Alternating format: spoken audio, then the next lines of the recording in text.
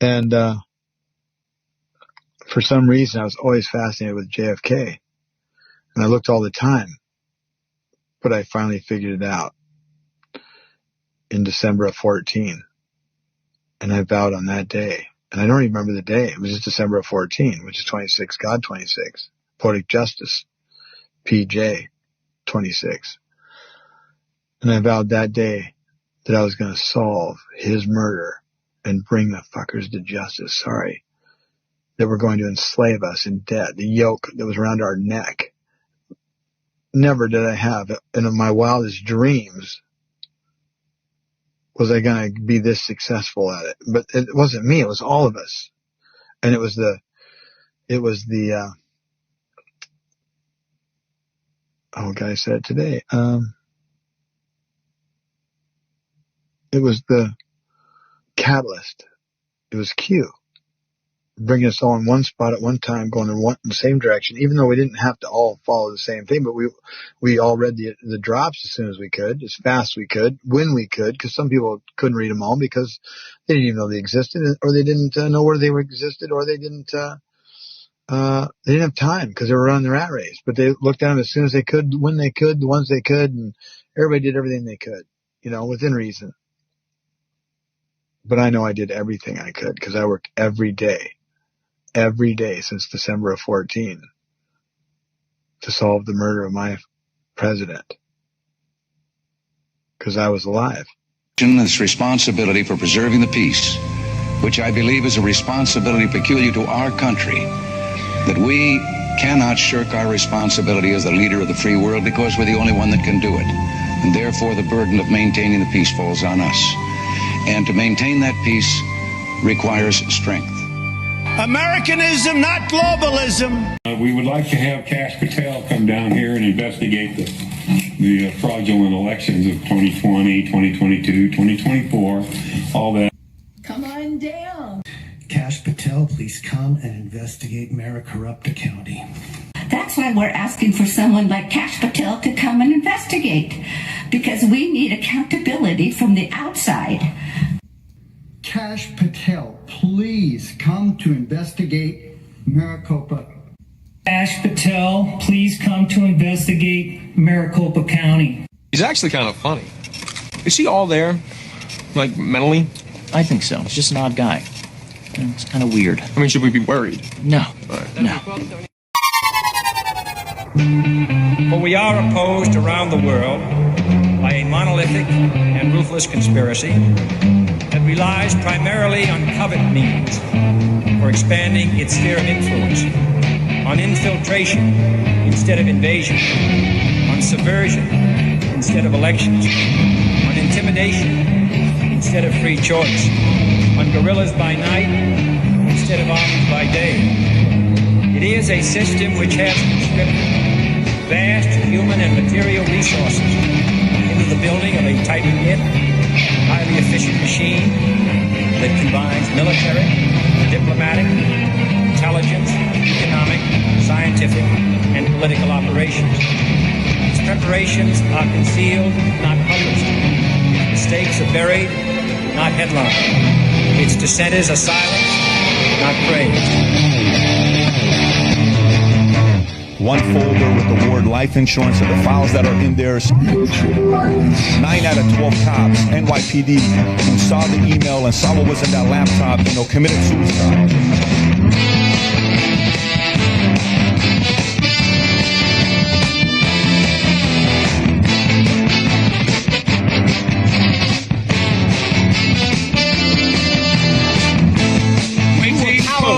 You're not Hillary Clinton's thousands. No, these people. Hillary Clinton is thousands. People. Hillary Clinton is thousands. That's the problem. Hillary's the problem. Flashing lights against the sky. Giving up my close by. Sitting cross-legged on the floor. It's bad. Because of Wienergate and the sexting scandal, the NYPD started investigating it. through a subpoena, through a warrant, they searched his laptop and sure enough found the 650,000 emails. They found way more stuff than just the more information pertaining to the inappropriate sexting the guy was doing. They found State Department emails. They found a lot of other really damning criminal information, including money laundering, including the fact that Hillary went to this sex island with convicted pedophile Jeffrey Epstein. Bill Clinton went there more than 20 times. Hillary Clinton went there at least 6 times. The amount of garbage that they found in these emails of criminal activity by Hillary, by her immediate circle, and even by other Democratic members of Congress was so disgusting. They gave it to the FBI, and they said, we're going to go public with this if you don't reopen the investigation, if you don't do the right thing with timely indictments. NYPD was the first one to look at that laptop. Weiner and Huma Abedin, his wife, the closest advisor of Hillary Clinton for 20 years, have both flipped. And Huma Abedin, his wife, the closest advisor of Hillary Clinton for 20 years, have both flipped. Okay, they are cooperating. Article from newsfromtheperimeter.com. All down the line I saw. There's one for you, 19 for me. 'Cause I'm the tax man. Yeah, I'm the tax man. Should 5% appear too small? Be thankful I don't take it all. 'Cause I'm the tax man. Yeah, I'm the tax man. If you drive a car, I'll tax the street. If you try to sit, I'll tax your seat. If you get too cold, I'll tax the heat. If you take a walk, I'll tax your food. Tax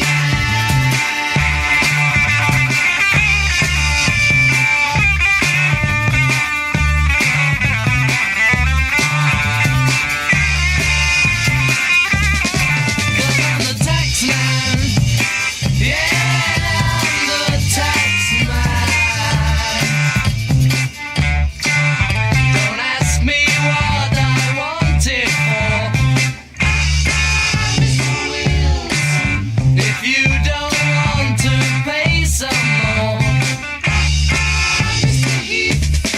'Cause I'm the tax man. Yeah, I'm the tax man. And my advice for those who die, tax man, declare the pennies on your eyes, tax man. 'Cause I'm the tax man. Yeah, I'm the tax man. And you're working for no one but tax man.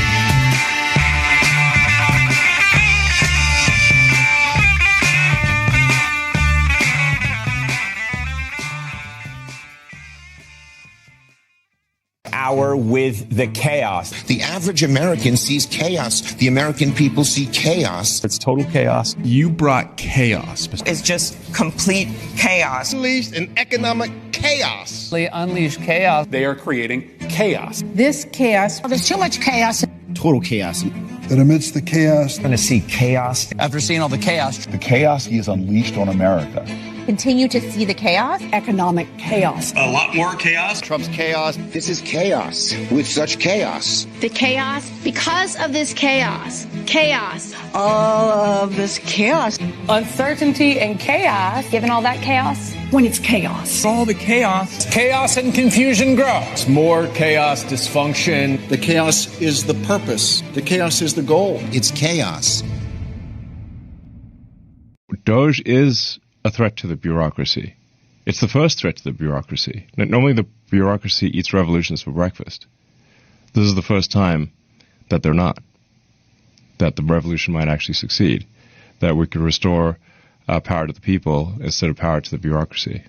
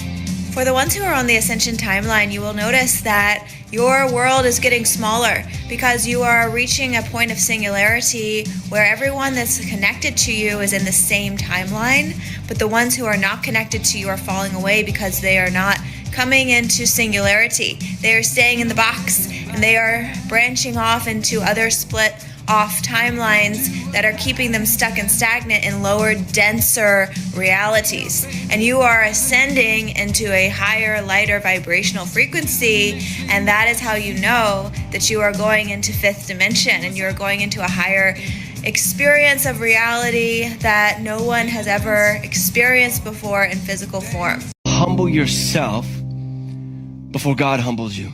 Pride always goes before a fall. Pride will only bring misery into your life. You need to come before the Lord with humility.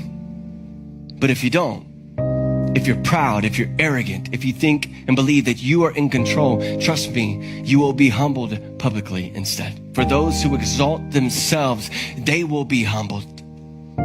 But those who humble themselves will be exalted. All right, a message for those of us who are addicted to immediate gratification. Most of us have lived paycheck to paycheck. So, we want stuff and then we'll put it on credit, and then because we want it before we have the money, and that's the way we work. Trump does not think that way. He probably never has had to think that way. And therefore, he's in this for the long game, even though he's got to do it in a short amount of time. And so he's going to make some light concessions which seem backwards to his agenda, like this latest move with, getting this bill passed so that, the government can stay open. That doesn't make sense to us. It's like, hey, shut the whole thing down and drain the swamp because immediate gratification. We just want to watch everybody go to jail. He is methodically working through the situation. I'm sure his private meetings with Pam Bondi and Kash Patel and others is get every detail. Find out every time that person's name is mentioned in this town. Anytime their name is on a check, either one they've written or one they're receiving.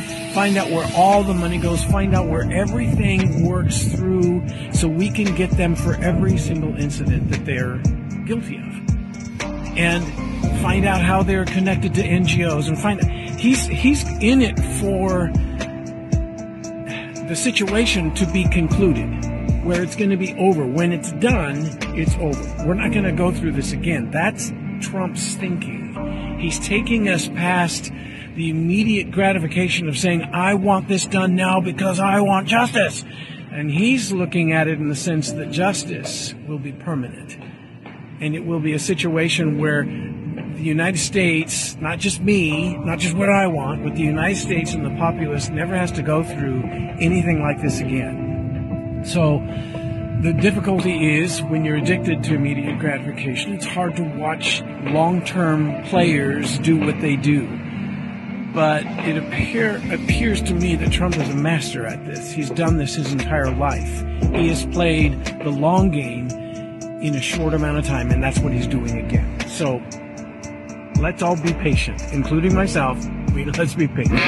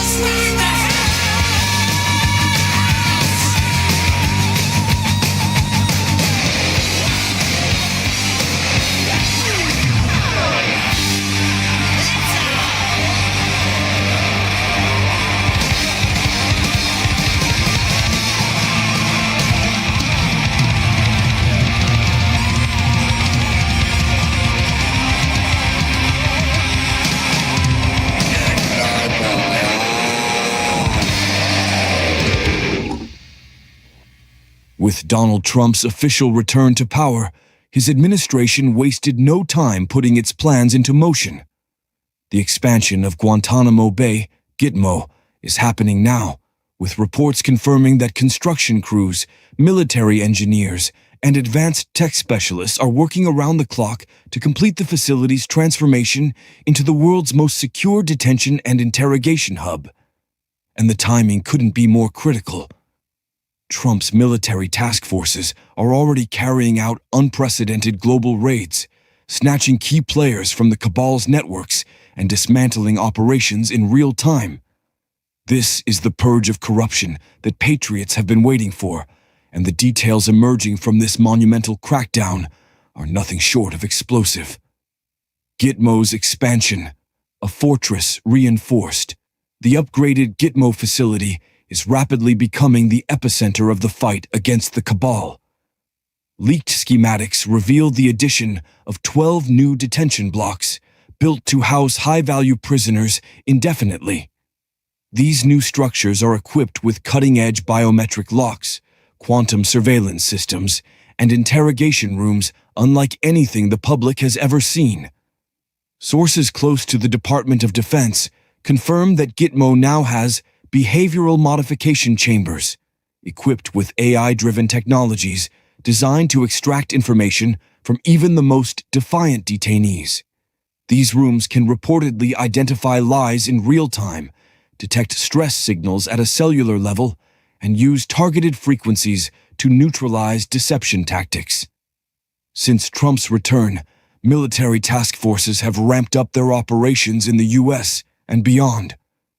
Early this morning, reports surfaced of simultaneous raids in Switzerland, the United Arab Emirates, and offshore Caribbean facilities, all known safe havens for cabal operatives.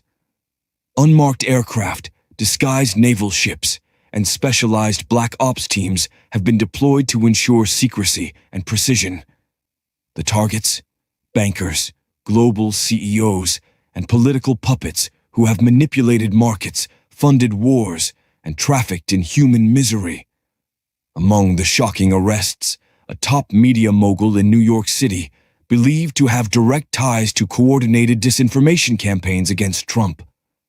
A pharmaceutical tycoon in Zurich, accused of engineering global pandemics for profit and control. A European royal family member, allegedly linked to elite human trafficking rings operating across the EU. Each arrest brings forth troves of evidence, and military intelligence teams are working tirelessly to connect the dots and unravel the full extent of these operations. Gitmo's rapidly expanding database now holds classified evidence from these raids, and the picture it paints is horrifying. The cabal's reach and depravity are worse than anyone could have imagined.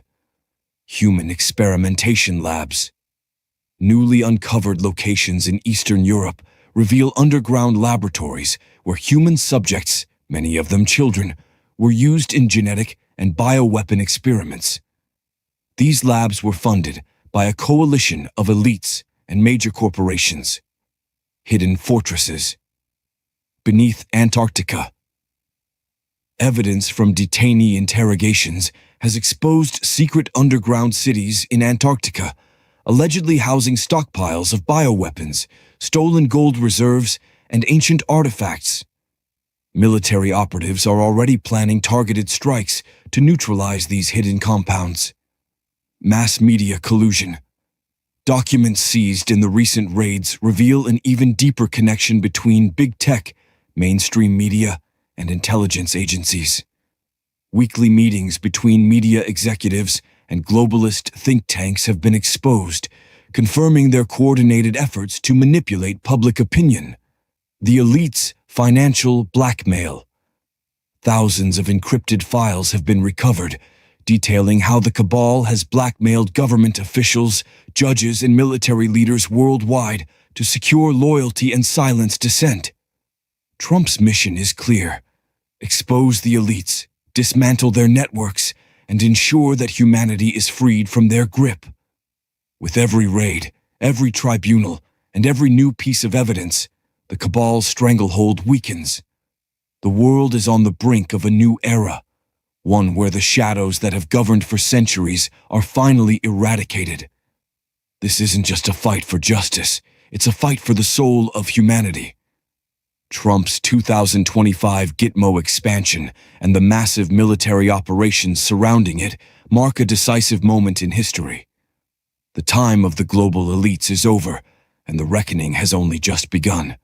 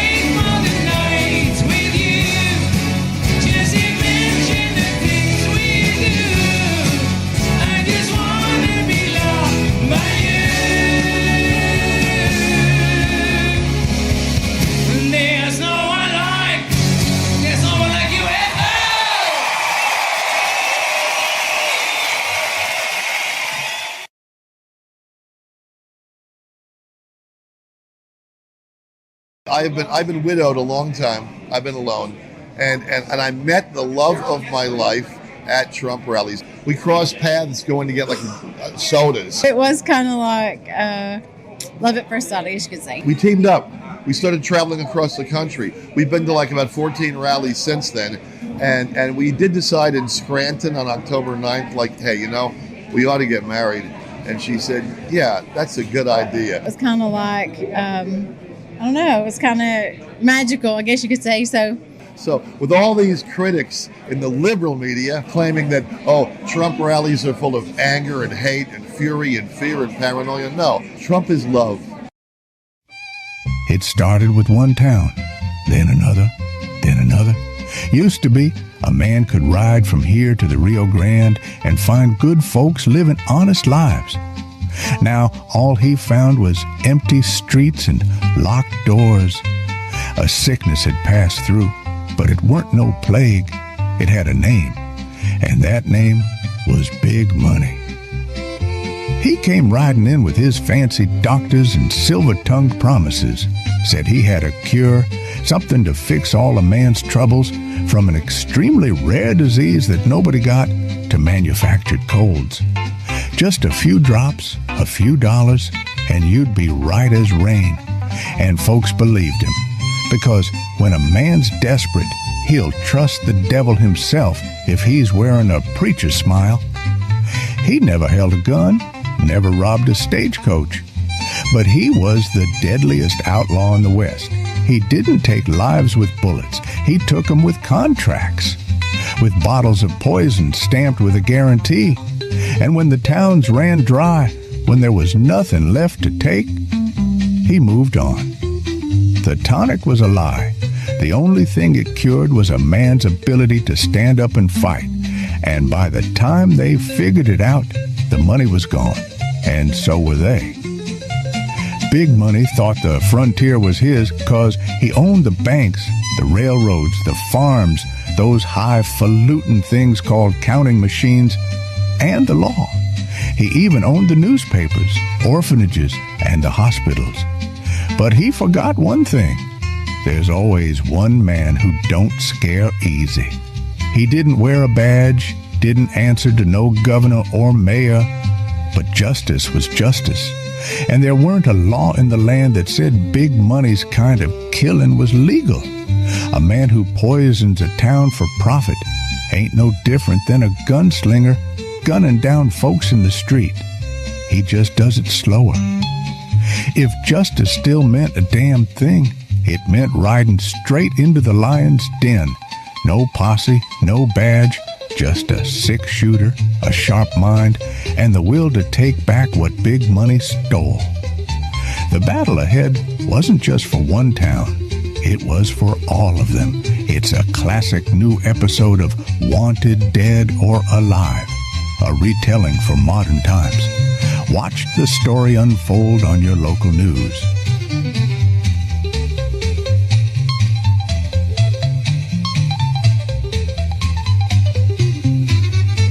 Swear to God, I hate you if you voted for Donald Trump. You were warned repeatedly, over and over again, do not vote for him. He doesn't know what he's doing. He doesn't care to know what he's doing. And now we're finding out that they are sending innocent men to El Salvador. Men with protective orders in place. They are just ignoring the judge's orders. They're sending innocent men to this hellscape of a prison in El Salvador, and we can't get them back. If you are a Republican, this is your fault. You did this. You fix it. How dare you call yourself an American? How dare you call yourself a patriot? You're sick. Your entire movement is based on nothing but nihilism and destruction and hatred and lies. May you suffer. May you burn in hell for this, Trump supporters.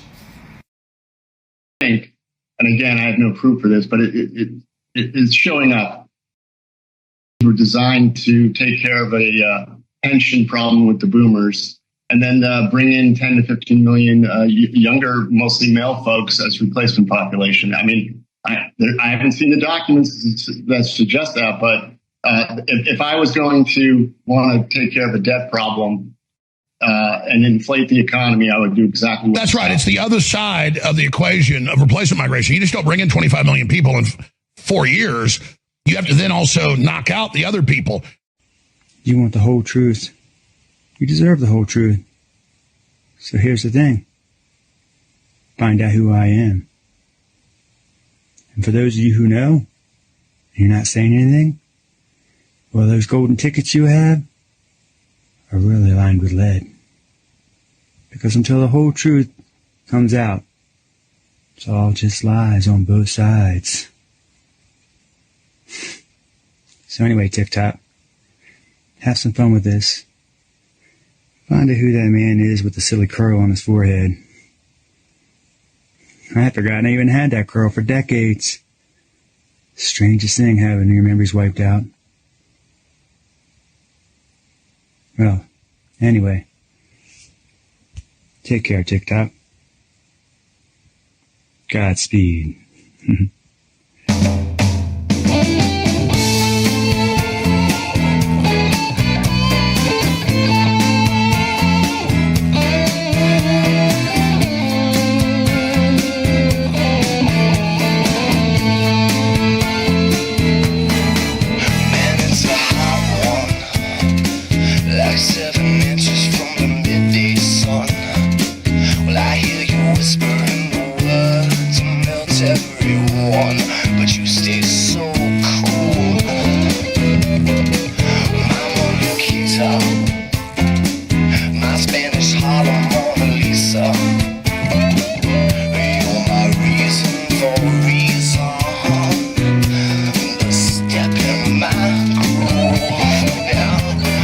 And if you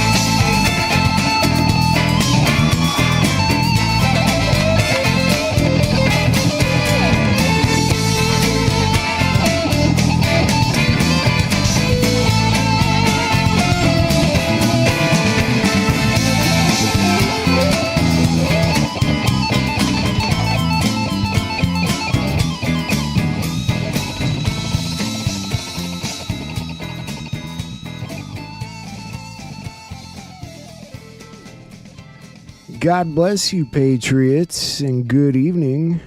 Sorry I'm late. It's good to see you guys. Did you enjoy all the colorful colors of spring today?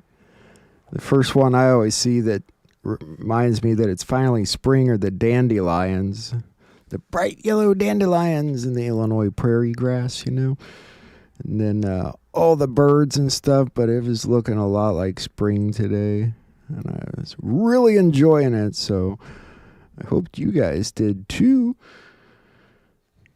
It was, I had a rough morning, honestly. Not rough, but just like down, you know, and I was in kind of a down mood. Really did not sleep very well. And I was watching some YouTube stuff this morning, and I had all those kind of demon devil voices telling me, you know, you're not good enough to be on YouTube. You shouldn't be doing it. Don't do it anymore. You guys know the ones that kind of beat you up when you're sort of beating yourself up. Your inner monologue. I was kicking my own ass, and they'll take you farther and farther away as you convince yourself you're not good enough. And funny enough, I flipped on Frank's channel, you know, the NPC show, and Marilyn was there. Hey, Marilyn, if you're watching. Marilyn Jacobson, she was there. And I seen her comment about how a lot of people in Congress need to be held responsible. And something about it, I don't know, it snapped me back out of everything. And then my inner monologue said to get my ass in gear. So, Marilyn, you were my rock this morning, and you didn't even know it. See? Isn't it weird how that stuff kind of works, though? You know? She probably never would have thought in a million years. I just happened to be on, just happened to see it while I was slipping away, and it's good stuff. I don't know. Hasn't been a lot of news today. It's been one of the slowest news days in a while, but we got some. We'll look at it, and we'll take a look at a couple shows afterwards.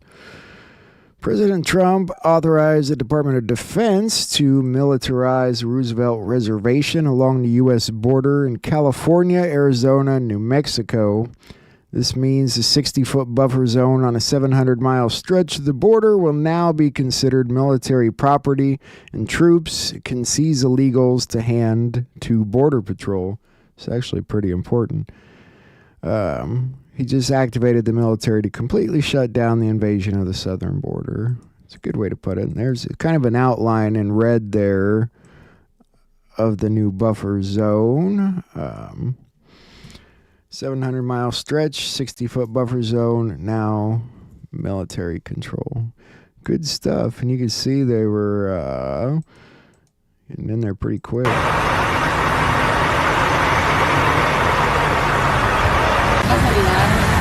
And, you know, we like the partnership we have. We think we have a good working relationship.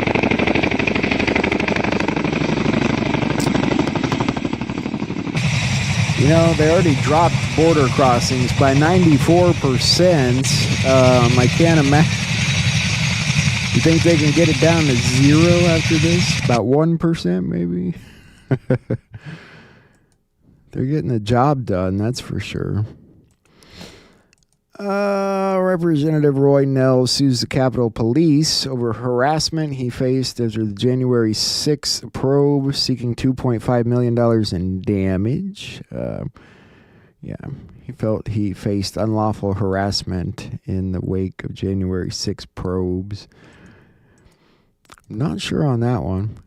Iran has proposed to the United States the idea of a nuclear-free Middle East, calling for the complete denuclearization of Israel as part of the plan as well. How do you guys feel about that? Would it be worth peace, if you could see to it that Iran was properly free of nuclear weapons, and at the cost of Israel getting rid of their nuclear weapons too? Should they do it? I think they should. Will they do it? I don't know. We'll have to wait and see. President Trump has now excluded smartphones, computers, and chips from the new tariffs. Not potato chips, though, unfortunately. Moving forward here. I'm a little unorganized today again. Oh, come on, Junior. Robert F. Kennedy, I swear. I love the man, but he's getting a little goofy with things. Let's talk about it. So, RFK Jr. proposes the Americans who smoke, eat donuts, and drink soda should not be eligible for taxpayer-funded free health care.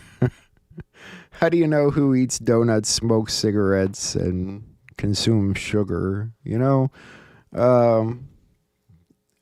I'm sorry. That's so stupid. And it's no offense to you, Bobby. I love you, Bobby, but this is ridiculously stupid. If you want to make people healthier, get rid of the shit or do something better than that. Not big on that idea. There's a couple things from him I wanted to look at. Let's take a look at these. I've been meeting with Indians since day one, and we, for the first time, have a senior advisor at HHS who is an Indian and who will be part of every discussion on every issue. And a lot of it has to do with returning power to these communities because they want to help themselves. Do you see empowering communities way beyond the indigenous community and, expanding it to the entire United States? I do. Is this a model for that? Well, yeah, we all have to start taking responsibility for our own health, and we need incentives. Right now, we have incentives in our health system that incentivize expenditures. So they compensate doctors for ordering more and more tests, and it's a misalignment. We need to realign the incentives so that it's outcome oriented, so that you get compensated if you're a physician for actually making somebody healthy rather than ordering a battery of tests. And that is, some of that is a statutory changes, and some of it we can do in HHS and in CMS. We're looking for every opportunity to do that, and I think that's what's going to reduce costs and make people healthier. Have you mapped out a game plan? I would love to see it for doing that. Obviously, you're starting here. This is one of the first places, but have you mapped out a game plan for how this is going to expand and how are you going to roll out making America healthy again? Yeah, we've mapped out a game plan. Want to share it? Well, it's multifaceted. I mean, there's hundreds of things that we have to do. And each of the agencies, NIH needs to have gold standard science and gold standard transparency. We need to replicate studies. We need to publish raw data. We need to... I know he's trying really hard to do a complete overhaul of something that's a complete disaster. I think he'll get there, too. There's one more thing regarding him. What's really exciting about MAGA is I think a lot of that is going to begin to change. You're going to see Bobby Kennedy and his team, again, in my opinion, you're going to see Bobby Kennedy and his team, which have been empowered to make real change, not just getting poison out of our food supply and having the generally regarded as safe guidelines look at food safety before we put it into the public domain. But you're really going to see him go after corruption in our nutritional research, corruption in our governmental oversight bodies. How is it that we can have people that sit in the Food and Drug Administration and regulate private industry, and at the end of that regulatory career go in to work for the same industry that they purported to regulate? And that's a big thing I think he's got to work on changing. First, really, is a lot of regulation, a lot of crap regulation. Representative Thomas Massey is urging President Trump to stop the enforcement of real ID requirements for domestic air travel, which are scheduled to take effect on May 7th. We'll take a look at what Massey wants. What do you get? Some promises. Okay. Wait for him. Were you surprised that some of your members went along with some promises, assurances from the speaker? Nope. I knew all along they would trade the cow for magic beans. And these beans are like the rest. They don't sprout. I mean, they seem convinced that they'll get $1.5 trillion in spending cuts. You don't buy it? No. Not happening. Okay. What are we going to do? What, I mean, do you think, I talked to you the other day. I gave you I was wrong though. I said 60% chance it would pass last night. Yeah, it was lower, right? Yeah, I mean, that's why I give probabilities. I was 40% right. But, I mean, I'm wondering, do you think, Carlson, do you think that, given your concerns and about the way this has been... Move forward, he's a little goofy. Trump's threatening to cut off all funding to sanctuary cities, complete funding. And there are states, Washington, Oregon, California, Colorado, Illinois, Vermont, New York, Massachusetts, Rhode Island, Connecticut, New Jersey, and there in D.C. all have sanctuary areas and cities. So it's going to be interesting. And according to this chart today, America, the United States, has more gold than any other country in the world by ounce. And according to this, we hold 286 million ounces, which is more than anyone in the world. Wonder how much that's worth. I'm sure you guys could figure that out real quick. Somebody can. That's pretty wild, isn't it? Are they finally telling us they have the gold? The gold? We got the gold? It's interesting. And the EU's down there at the bottom. It's kind of weird. Weird world we're living in, folks. But exciting. Exciting times. Pam Bondi and Kash Patel laid roses at the memorial honoring Miami's 4 fallen agents, Ben Grogan, Jerry Dove, Dan Alphen, and Laura Schwarzenberger, acknowledging their service and sacrifice for their country. Heroes are never forgotten. Trying to think. I feel like I have something regarding Kash Patel here. Like I said, I'm a little bit organized. We do have some cool stuff. Cool stuff to look at.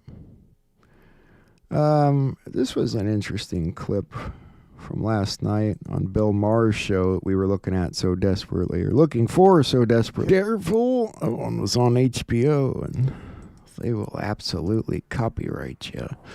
So interesting, huh? Sounds like they have this surefire plan already set and figured out that Trump's going to be president again and again and again. Canadians are demanding Amazon stop selling merchandise promoting the idea of Canada becoming the 51st state of the United States. What are you guys getting sour for? Come on now. Oh, Canada. What else do we got here? Let's look at Montana. Montana lawmakers have passed a bill that prohibits public schools from punishing students for refusing to use preferred names or pronouns. The bill passed by the state legislature aims to protect students' freedom of speech and expression by preventing schools from penalizing students for refusing to adopt language they are not comfortable with. About time. Spilled tobacco everywhere. That's how free speech works. You shouldn't be penalized for not choosing not to say certain things. I don't know. I find that so crazy. Moving forward here, I want to show you this video regarding the crash, the Siemens crash the other day. The Siemens guy, the Spanish division Siemens guy. I found this interesting. If you think for a second that helicopter crash that occurred with the Siemens executive CEO on board was an accident, you better think again. 1 time's an accident, 2 times a coincidence, but every other time we've seen things happening like this, there's a reason. It's intentional. And there's no further point and place to look other than the entire fucking blade fell off, which is attached to by the Jesus bolt. Look it up. Anybody that's done any sort of routine maintenance on these helicopters will tell you that's a tough bolt to crack. Furthermore, the other one that detached from the fuselage, both of those things happening at the same time, you had better luck winning the Mega Millions back to back to back. Furthermore, with the helicopter, Navy SEAL calling in saying, hey, we're low on fuel, we're coming back. Navy SEAL wouldn't have taken off to begin with. I think one needs to start stepping above and beyond when it comes to these paradoxes, these parallels, and how they fucking operate. Pull all the available fucking cameras, whether it be a Ring, an Arlo, a Night Owl in a surrounding area. Analyze all fucking footage. And I bet your ass any fucking money you'll see an unmarked car that's all tinted out, slowly driving around the perimeter within a block's radius of that helicopter, within conjunction in which where it started to entirely fall apart because they pressed a button. Because the first 6 rides of the day were fine. Because shit like this just don't happen on accident. So somebody went into that helicopter, somebody went into the components, and somebody put little tiny devices that could be remote controlled. There wasn't a bird or a bird. This was done intentional. And the question is always, well, why? Oh, the rabbit hole's deep. How about somebody start pulling, knocking on doors? Why does anybody ever do this? Knock on doors, pull the Ring cameras, the Arlos, the security cameras. Well, I'd think I would want to know how long they were up in the air before that happened, but I did see better footage that it did look like the damn thing just fell off, which definitely shouldn't happen, especially after they got that far up. I don't know, and then they kind of flipped upside down and crashed. It's wild. The CCTVs. Find the one that sticks out. Find where they went. Track them down. Continue to go through their routes. Find them. Because I assure you, for some reason that we don't know, that person was taken out. That beautiful family was taken out. That guy either knew something, didn't do something, or was gonna do something that someone didn't like. A globalist on the left. Where's the fucking CIA when you need them? Makes you wonder. You're already in this phone. You're already in your phone. You're in every phone. You're in our TVs, every device possible. You're everywhere and anywhere at all times. So, who did it? Huh? Sounds like a bit of speculation, but yes, I get the point he's making. In other news, the CEO of Israeli cyber company Cornelius has been arrested on suspicion of committing serious sexual offenses involving multiple children, all under the age of 4. I wonder what the punishment for that is in Israel. Good God. I'm starting to understand why Idaho's adopting the law that it's adopting for people that abuse children under 12. I forgot to show you this video in regards to Trump removing some stuff on tariffs. Beijing striking back today with a 125% tariff on all U.S. goods sold in China. This comes after President Trump placed a 145% tariff on Chinese imports. And now we're learning of a possible reprieve on certain products. ABC News senior White House correspondent Selena Wang has the latest from Washington. Hey, Ike, as the U.S.-China trade war heats up, the Trump administration is exempting smartphones, laptops, and other electronics from his reciprocal tariffs. That's according to a bulletin posted by U.S. Customs Border Protection late Friday night. Now, those exemptions also include solar cells, flat panel TV displays, flash drives, computer processors, memory chips, and semiconductor-based storage devices. So this is some relief for big tech companies like Apple, which relies on China to assemble the iPhone. UBS had estimated estimated that the cost of the new iPhone 16 Pro Max could jump by $950 under the 145% tariffs that Trump has imposed on all goods from China. And right now, there appears to be no end in sight for the U.S.-China trade war. China has imposed 125% tariffs on American goods, and those steep tariffs go into effect today. The White House has said that... I don't know how to feel about that. All the electronics basically are from China. Maybe he just feels there's certain things we need, and it's not a good idea. I don't know, but it'd be nice to get people to stop shopping at Walmart.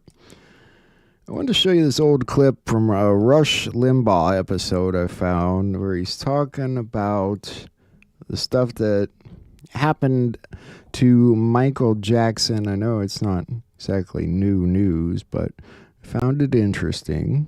Since this thing came up, the American people have assumed Michael Jackson's guilty because the press has assumed he's guilty.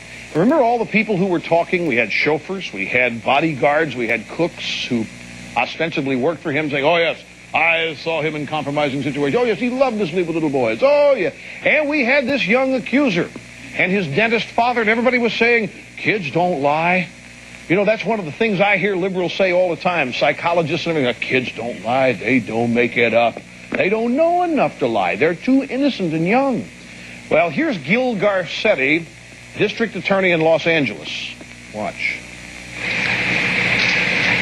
Since August 1993, the Los Angeles Police Department, the Santa Barbara County Sheriff's Department, the Santa Barbara District Attorney's Office, and the Los Angeles County District Attorney's Office have been investigating allegations of child abuse involving singer Michael Jackson. That investigation is now complete. We have concluded that because the young boy who was the catalyst for this investigation has recently informed us that he does not wish to participate in any criminal proceeding where he is named as a victim, that we must decline prosecution involving Mr. Jackson. So they got no evidence. There is no corroborating evidence. They impaneled a grand jury in Santa Barbara. Now, a grand jury can indict this remote control unit if it wants to. You don't need hardly anything to get an indictment. Indict a ham sandwich, for crying out loud. There was no evidence. All the press reports, though, were that there were countless people who saw and witnessed and could testify that Michael Jackson had committed this dastardly deed. But they have no evidence. They can't proceed. This kid, guess what? This kid was given sodium amytal. I think it's what it's called. It's a truth serum. It's like pentothal, except they call it a truth serum, but it's also been used while people are under its spell to plant false images in their heads. And when they come off the drug, they think that what they thought then actually happened. So now people are speculating that Michael Jackson was set up, that the dentist was involved, used the kid as a tool. But how many of you have been thinking Michael Jackson was guilty for the whole year simply because the press had all these people saying all these things? It's an accusation for which there's no defense. The minute the accusation's leveled, you're guilty. Man, if you've sexually harassed just the allegation, you're guilty. If you've molested a child, forget the evidence. Kids don't lie, you're guilty. And there's a great lesson here, folks, about not believing everything. This is a sensation-oriented, lazy press that cared more about the highlights and the pizzazz of the story itself rather than the serious content. Yeah, it's destroying somebody's character, basically. And, you know, I've been following a case lately. I've been following that Delphi, Indiana case. And it was such a sad case because it's not that far from where I'm at necessarily. And I remember it clearly when it happened. But these investigators in Indiana, this guy came forward and willingly told him that he was out hiking around the area that these little girls got killed in, but it was earlier in the day. And he was a heavier guy, which the guy in the footage they had was heavier. I think they saw a heavy guy and looked at it and said, this is our man. And they looked for anything they could to make this man guilty. And I don't know. I don't see it in that case. I don't think that guy's guilty. I think they've got the wrong man in prison. Oh, we looked at that. President Trump's Department of Justice has refused to comply with a federal judge's order to disclose information about the return of a deported MS-13 member. Gosh, they're just in such a damn hurry to get their gang members back. Well, sorry, guys. It's not going to happen. My WTF video of the day. I don't know what you'd call this thing, but let's see if we can figure it out together. This is the new Universal Material Enhancement Unit. What it does, it works like Earth and the Sun. And inside it, we can produce any material we need in space. In space, we cannot take materials with us. With a new understanding of the technology, we can literally make what we need at the point of demand anywhere in space. We can produce materials where the center works like a sun, and all the systems, each one tuned to produce one material. We can produce copper, we can produce zinc, we can produce any material we need at a time and a point of need and demand. And this is what the new technology is. The new space technology. Man does not need to carry any food, medicine, or water. We produce it anywhere in space. This allows the mankind to be able to sustain life for long-term duration anywhere in the universe. Wow. That's a replicator for space. Is that what I'm seeing there? It produces whatever you need inside. Said it can produce copper, zinc. It's like a replicator for space. I don't know. That's pretty wild. Okay. Just had to show you that. So James O'Keefe's been busy again, and he's been covering after this story for a little while now, and I've kind of been waiting to see where it went. Trump announced, that if these schools didn't drop the DEI initiative and shit, that he was going to stop funding them. And so a lot of them have claimed that they've done that, but then have been joking around or recorded joking around about how they're just changing the wording around to get around Trump's new rules, manipulating the wording or such. And it seems like James O'Keefe's caught him on tape, and he's on their tail. Hey, I'm James O'Keefe. You work with the NIH. This is you on camera. I heard you had a really bad day. You're about to have a worse day. This is you on camera talking about giving information to people, taking out the word race. You remember this? Like yesterday, I was approving a protocol to figure out what the CHS should use. I had suggested like ethnicity or ancestry instead of race. Isn't that deceitful? You just gonna get out of my way? Yeah, I'm out of your way. Isn't that deceitful what you did, sir? To lie? I don't know what I didn't lie. You're on video. Changing the words? But you did lie. I absolutely. You said changing the words from race to ancestry. Why would you change the words? Why would you? But you would change the words. Isn't that deceitful, sir? Absolutely not. It's not a matter of scientific accuracy, though. Absolutely it was. How so? It was. I don't know what you're talking about. Yes, you do. You're on video. You do know what I'm talking about. We're here with the guy inside the NIH who's driving away in his Tesla. Listen, you work for the government. Sir, you're avoiding accountability by changing the words from race to ancestry. Isn't it true that ancestry isn't the same thing as race for medical clinical trials, sir? You don't care about people and their health? I'm a journalist. I care very much about people. You said I don't care about health. You're the one changing the words in the clinical trials, sir. I believe in good science. I believe in protecting the people. Then why did you say it's ancestry instead of race? For accuracy, scientific accuracy. That doesn't sound accurate, though. I'm an expert, you're not. I'm an expert, you're not. Are you kidding me? I'm an expert, you're not. The deceit of these people, the conceit of these people.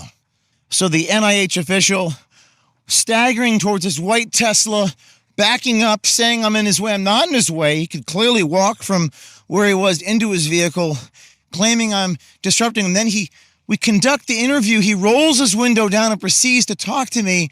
He says that I don't care about people, that he cares about people. You make a good point, Rick. How come his Tesla doesn't have any damage on it?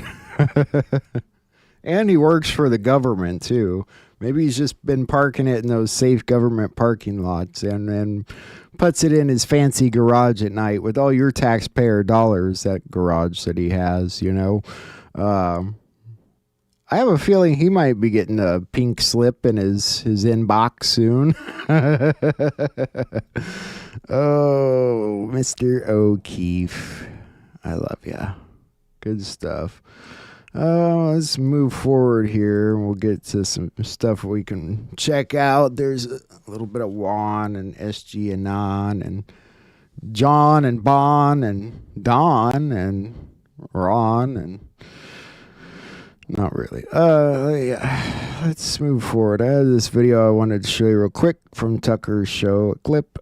Obama made sure the bankers got their bonuses while he kicked 5.1 million families out of their homes. Not people, 5.1 million families. And then you find out that he got more money from Wall Street than John McCain did. And you find out that... did he really? Yes. And that there was an email from Wall Street, from Citigroup to the Barack Obama campaign with a list of people they wanted in his cabinet. Every person on that list ended up in his cabinet. And the reason I know that, because that got released by WikiLeaks, and that's why they've been trying to kill Julian Assange ever since. And so they all are working. He wasn't a departure from George W. Bush, Barack Obama, just his skin color. He took us from 2 wars to 7. He gave us a right-wing healthcare plan, which came out of the Heritage Foundation, which is the same people I gave you Project 2025. And he gave us Mitt Romney's healthcare plan. So and he deported all those. He dropped more bombs than George Bush, and nobody noticed. And that's why they wanted to have Kamala Harris. That was their first choice. The donor class was Kamala Harris. They thought we'd have a female Barack Obama, and that's a good face for imperialism, right? Because we have a black woman bombing and stealing resources and doing neoliberal and neocon policies. That's perfect. And that you couldn't get a vote. So then they had to go to their second most reliable person, which was Joe Biden. That's exactly how it worked. I don't know if you remember, but they coronated her on Martha's Vineyard. She's going to be our candidate. And they thought they had the black Barack Obama, but she couldn't get a vote. She has no political talent, right? And so then they forced her on Joe Biden as the vice president. And then, of course, they did a coup, just like Jim Gaffigan said at the Al Smith dinner. They had the debates way earlier than they normally would, so they would give them enough time to install Kamala Harris, and that's exactly what happened. So I don't know how I got off on this tangent, but yes, we know that after Occupy Wall Street and the Tea Party, then the major newspapers, the mentions of racism and white supremacy, people have studied this. I'm not making this up. I'm just quoting studies, and went through the roof. And why is that? That's because, as Chomsky taught us, the newspapers aren't there to inform you. They're to manufacture consent. And one of the great ways to... All right. He's hyped. I need his coffee. Kind of just pointing out the real Barack Obama there, in case you didn't know. Good night, Thor. Yeah. One more clip I want to show you before I move on. Also, after tonight's shows, Juan and SG, I do have a couple documentaries that aren't super long we can watch. One's about Laura Silsby, and the other's about Chris Cornell and Chester Bennington, if anyone's interested. So I want to show you one more video here before we get to our people. This is from Rachel Rightside Blonde, who is on YouTube. And if you guys aren't following her on YouTube, please go do that. You really should. Her channel is really cool. She's on TikTok and other stuff. I wanted to show you one of her videos real quick. So back in 1995, JFK Jr. started a magazine called George Magazine, and it was run for 57 issues. It started in 95, it ended in 2001, and there were a lot of interesting people on the covers, a lot of interesting headlines, and a lot of interesting stories in these magazines, and that's what my show, The George Collection, covers, is a lot of these weird coincidences that JFK Jr. foretold before they ever came to fruition. A lot of people know about the Survival Guide to the Future and how it said in the year 2020 there will be a lung-attacking virus. But one of my favorite ones, actually it is my favorite coincidence ever, it just came true, is that Donald Trump was on the cover of one George magazine. And it was after 1999, but it still happened. He was on the cover. Guess which cover out of 57 issues? Guess which cover Donald Trump was on? I'll give you a second. What number president was he? 45 and 47. George magazine called, in my opinion, could say it's a coincidence, but I say it called it, that Donald Trump would be the 47th president of the United States of America. Now, there's a lot of reasons that people don't put their names on here. I've never seen her last name, but I swear she could be the daughter of John F. Kennedy Jr. and Carolyn Bessette. And then you guys don't see it. Maybe it's me. Maybe it's me. I do enjoy her channel, though. I think you guys should go at some point and add her channel. She has a lot to say about George Magazine and stuff. It's pretty cool. All right, let's do it here, guys. Here's one. I will be in the chat with you, and then we'll go from there. The update, Keith hit me up and said, man, there's so much going on here in these fake red states. Rhinos are moving in, blending in with the MAGA movement and doing everything in their efforts. And let me see if I got this right, Keith. Everything in their efforts to stop the unveiling of 2020, the stolen 2020 election, which, right now I'm looking at this as in phases. Right now I see the Russia hoax coming out. Everything's starting to drop. And the floodgates are opening up. I'm expecting the 2020 stuff to be coming out. I already see signs of that happening. But what you're saying here is that no. There's people that are rhinos. There's politicians that are rhinos that are disguising themselves as MAGA to do everything in their control to stop that from happening, right? And the best way to put it, and I'll try to do it quickly, but it is, we've all done so much research. It's hard to get these things out quick. But think about the cross, right? So the left and right is the Truman Show. It's the Matrix. That's complete bullshit. There is no left or right. That's a Fed. There is no Washington Redskins versus the Dallas Cowboys. The argument that you're looking at is the people versus a parasitical elite or an aristocracy, an oligarchy. The country was originally set up, if you're going on that up and down, with a government of the people to actually protect us from the parasitical elite.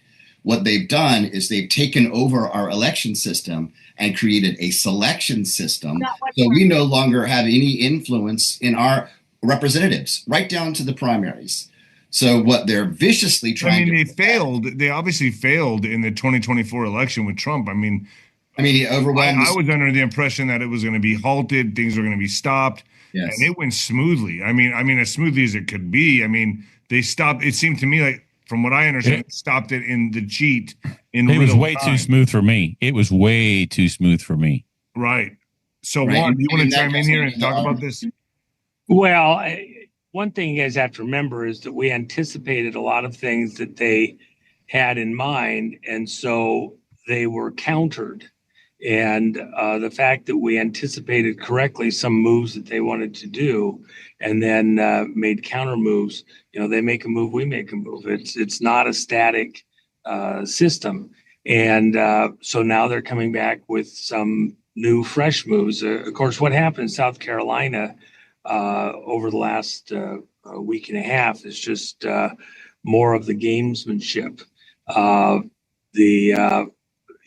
Electing a slate by a voice vote and not even actually abiding by the voice vote, going the opposite of what was actually there when there was clearly nays. They said, past results. Okay, so they made a really smart move and we didn't have a move ready to go to counter it.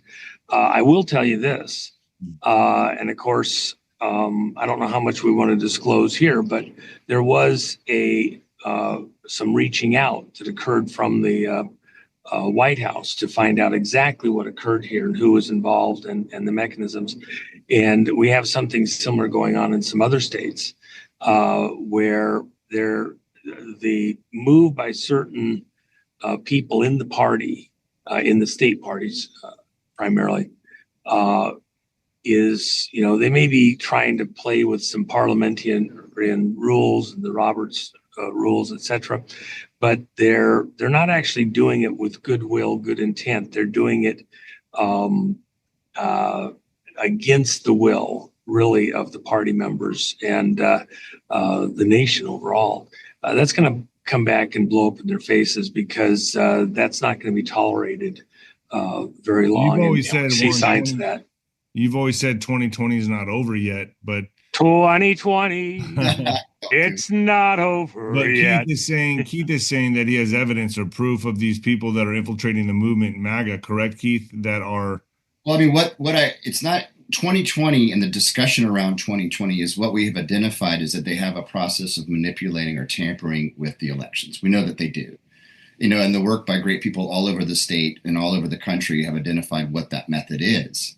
So now when they're coming in and they're usurping the MAGA name, people who literally hate Trump, we have the posts of them saying awful things about Trump, are now wearing a MAGA shirt, right? And they're running for chair and all these sort of things. Wow. One element that they're pulling out of the MAGA movement is the elections. So they sound like us, but they don't want to touch that election system. No legislator does, because this election system has not been fixed. We still here have open primaries. We still have machines. We still have 14 days of voting. Nothing has been fixed. And Well, hold on, Keith. Let me dive in here, and then I've got to break off. You can't fix it because it's already fixed, and that's the reason why. Even with what was said yesterday in the president's cabinet meeting, Tulsi Gabbard stated clearly that they have evidence of a stolen election, and she didn't say which one. The implication is actually that it was the 2020 election with Trump. I've told this audience and numerous other audiences, we have the people in protective custody here in the U.S. on U.S. soil. About just a hair over a month ago now, they were landed, and they've been providing evidence, including metadata, which is not copies, but original evidence of the stolen election.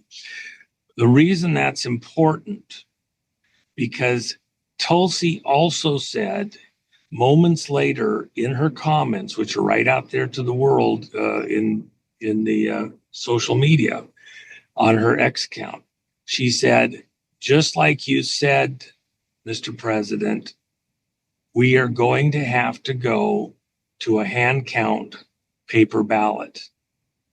Now, she didn't outline all the details, but of course, within the coalition, we've generated a version of what we believe that executive order should look like, ordering that. There's a couple more executive orders coming later this month, in addition to the 107th executive order he issued March 25th about elections. And all of that is going to force that there is this hand count paper ballot, and one, Trump has said possibly 2 days of voting, but didn't, say that was a lock.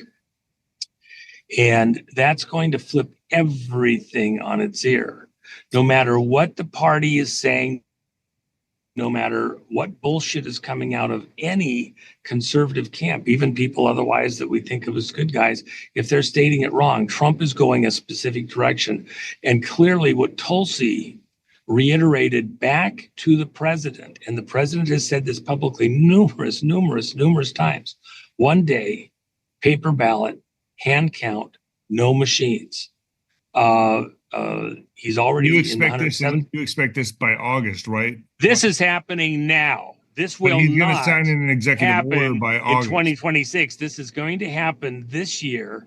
And in order to have enough runway to force this, including the precincts, that you have to have precincts 1,500 or less. No mega precincts, no moving the votes. They're counted where cast. No police cars to transport them, no granny with the van with the laundry hamper to transport votes, counted where cast. This is going to change everything.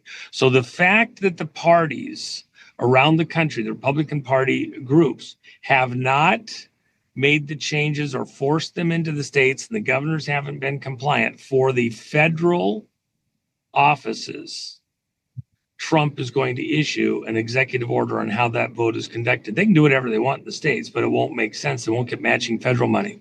So this is going a very specific direction.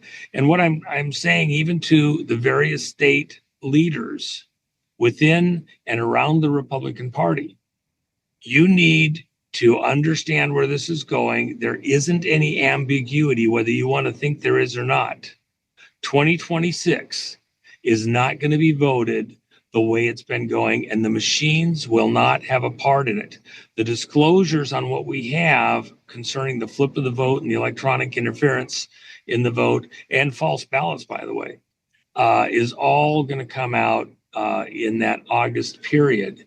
And that's going to lay the groundwork for everything that we have to do. So bear that in mind. Play around, pretend it's not true at your own peril. This is where it's going. I got to jump off, guys. Can I ask you a quick question before you go? Yes. Okay, so is this one of the reasons why Vance was named as the chair, as the finance chair of the RNC? And number two, is this is all the stuff that's happening with the ballots? I mean, are we going to go back and relitigate 2020, or is that pretty much gone and over with? It's not that we'll relitigate it. Let me say it slightly differently. When you have the evidence that will be coming out, including at Gitmo trials, with these witnesses who actually were the people that perpetrated the fraud on not just the U.S. elections, but 71 other countries.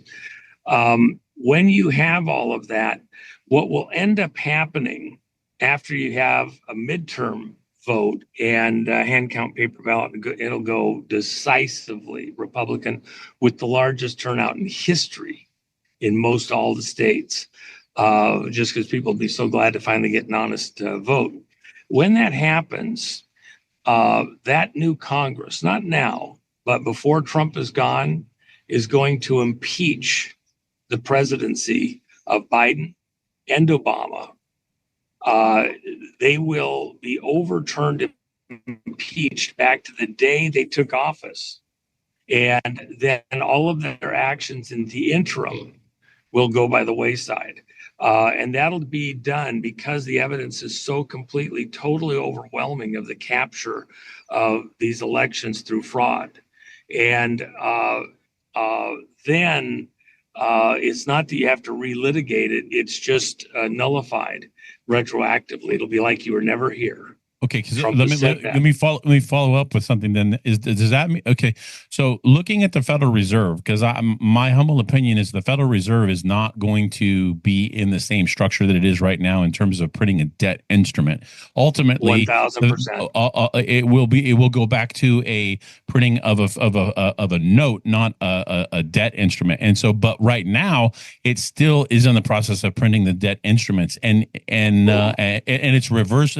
Because if you look at the Constitution, the Federal Reserve essentially reversed the flow of money from the states into the federal government to the federal government that's out to the states, and it's given the central government the power. Well, I believe, this is just my analysis, but I believe that Trump is utilizing the Federal Reserve to force these left states into compliance by saying you're not getting any federal money because they need the money. You're not getting any federal money unless you comply with the voter laws like voter ID and things of that nature to make sure that once that happens, then he'll flip the switch, and then he'll make them have to be the states will then have to be self-sufficient, no longer relying upon federal money.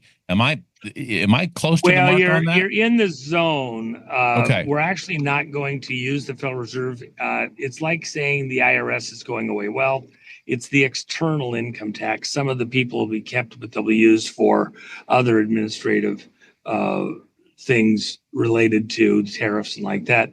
The Federal Reserve, because they have international offices and money flow, et cetera, we're not going to stop the whole world. And I would just say that it's like with the shot, saying that Trump could stop it. The whole world was attacked this way. Even on the vote stuff, the whole world was attacked this way. So to say you're just going to make the Federal Reserve vaporize, we'll have it around because there's certain aspects of that institutionalization that you have to maintain some type of flow. You have to maintain steerage within the monetary system.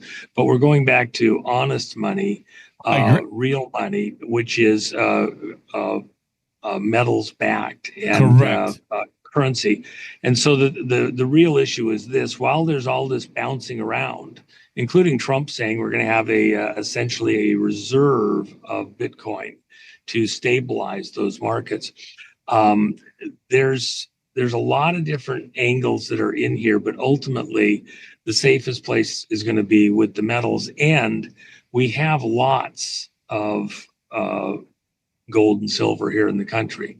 We just haven't been tapping it. So what we'll do is Treasury will issue new notes, and then there'll be a time component to cashing in. If you want everything today, it'll be less. If you want everything and you're willing to take it over time, there's an extraction aspect to getting those out of the ground and printed or minted. I'm trying to be sensitive to your time, but I want to last question.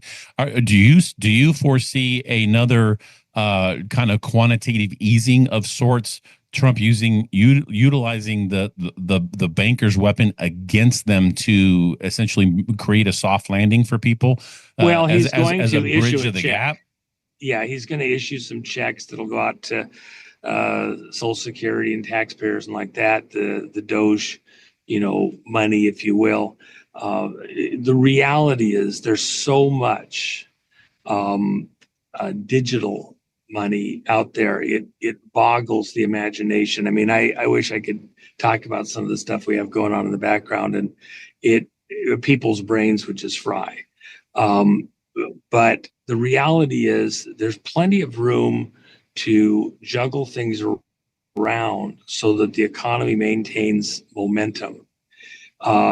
There's going to be aspects, for example, those companies that are heavily vested in Chinese manufacturing and business and relationships, they're the ones that are getting hurt in the market. The ones that have been American-centric, North American-centric, and have been hurt will actually do pretty doggone well. And that's why the market, it's not that the market's going up wildly or down wildly, although it had, 3,000 point jump the other day with the tariffs.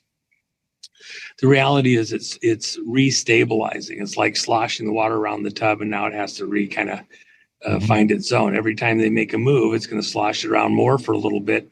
But we're really getting recentered back to this American manufacturing, mining, huge oil and gas, et cetera. That's why, gas is down, 15%, 18% in, just a week and a half, 2 weeks. And it's going to come down radically more yet because it's a hidden tax on America. We have lots of oil and gas. We're not playing the bullshit game with the green shit. So we'll do fine. I've always said, and this audience knows I've said multiple times, you're going to bet on America. Don't kid yourself. These doomsayers aren't understanding. Yes, they're within certain industries and relationships tied to certain groups like China. They're gonna get their ass handed to them on a plate.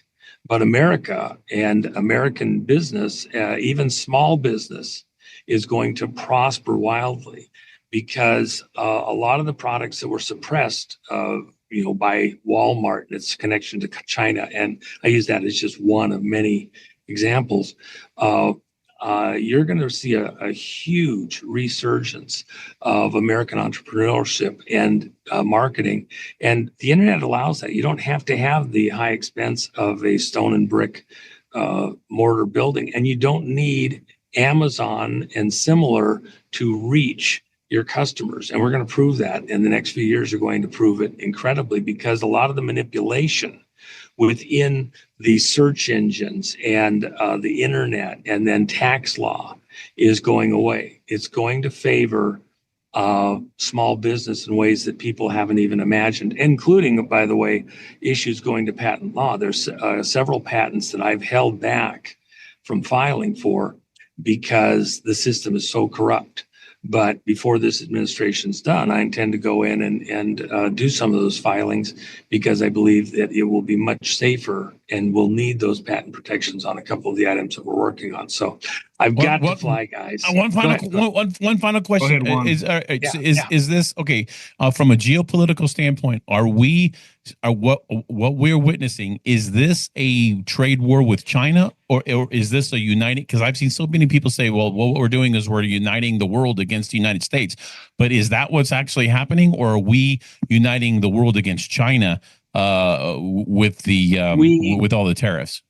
The tariffs, all those countries that want to work a deal with us, all those countries want to work a deal with us because we are the place where they want to sell these goods. We're the market where they want to sell it. We're the ones that are ingenious in making things go to market and using them in so many categories. And so we're going to, with those countries that will put a wall up against the China. Remember, China is the one that led the steal of the vote in America.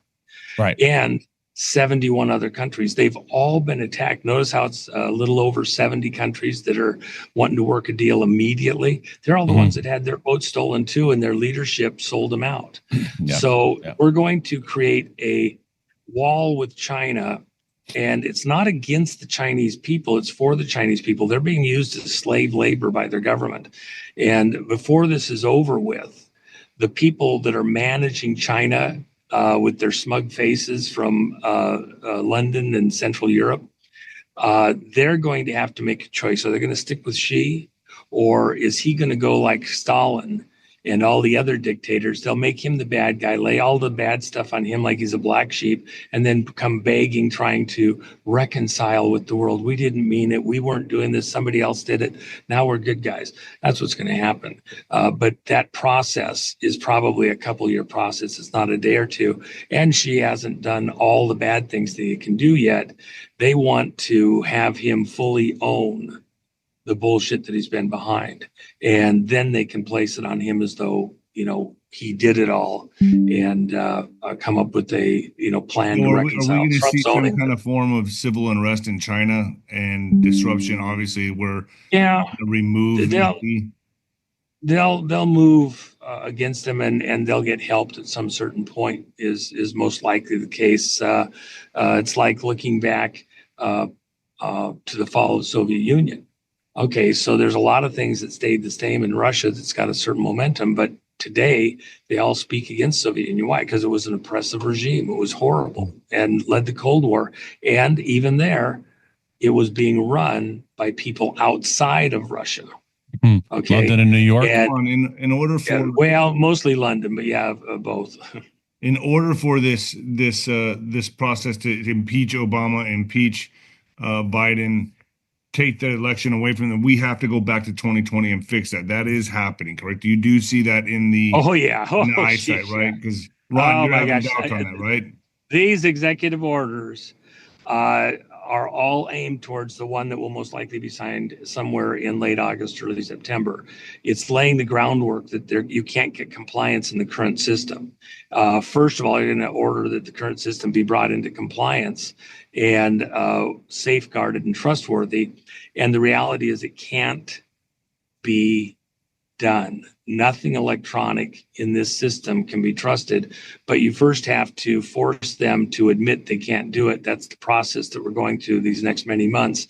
So don't be fooled as though these executive orders, that the one that was just done and the other ones that are coming in a few weeks, are actually going to finish the job and complete the whole deal. They won't. They just prove the point. So deep breaths. Juan, I think that you what you said there is I've been saying for a long time that it's order of operations. You can't so many people, they just want arrests right now, but you can't do that. You have to lay certain. It's like when you bake chocolate chip cookies, you don't start with chocolate chips. You have to start with the flour and the butter, and then you put in the water, and then you put it. You start with these ingredients, and then the last thing you do is add the chocolate chips. So the arrests part, Peach it, brother, peach it. I'm in agreement. Yeah, it's order of operations. You have to do certain things first in order to get to that point. And I just wish people would learn to be patient. Yeah, I just wish people would carry them on you. Yeah. Yeah. But anyway, I hide them.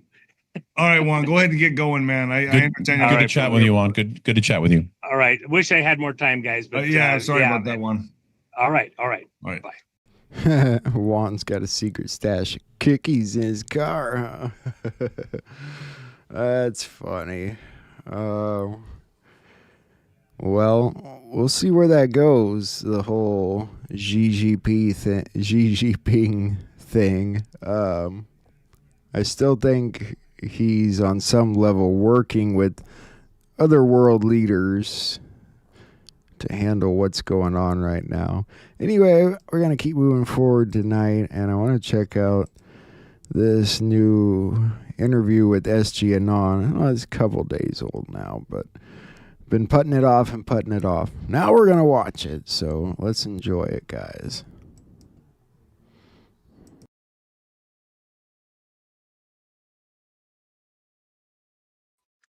Hello, everybody, and welcome to the Revival of America podcast. This is Jenny. I'm the owner and the host of the Revival of America.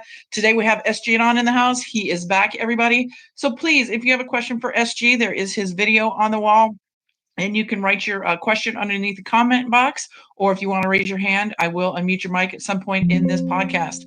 Also, to everybody, please be careful who you follow, who you listen to, what you're putting into your mind, because it's crazy out there. A lot of crazy things being put out there. And with all of this distraction with the doom and gloom, fear mongering and all that stuff, we have a lot of wins that are going on in the background. So pay attention to those wins, everybody, no matter how big or small they are. Pay attention, because we are winning, like Trump always says. Also, to everybody, if you come into the podcast late, please follow the podcast on the podcast host as well as the social medias. Those are iHeartRadio, Spotify, Anchor, Apple, Google, Breaker, Pocket Cast, Riverside, Podbean, and Amazon Music. Also, too, the social medias are all verified except for 3, which is YouTube, True Social, and then my TikTok, because they're YouTube's fairly new, and I'm just waiting for the verifications on the others. I'm doing this for you guys to know that these are my legitimate accounts, all right? Because there's a lot of fraudsters out there, everybody.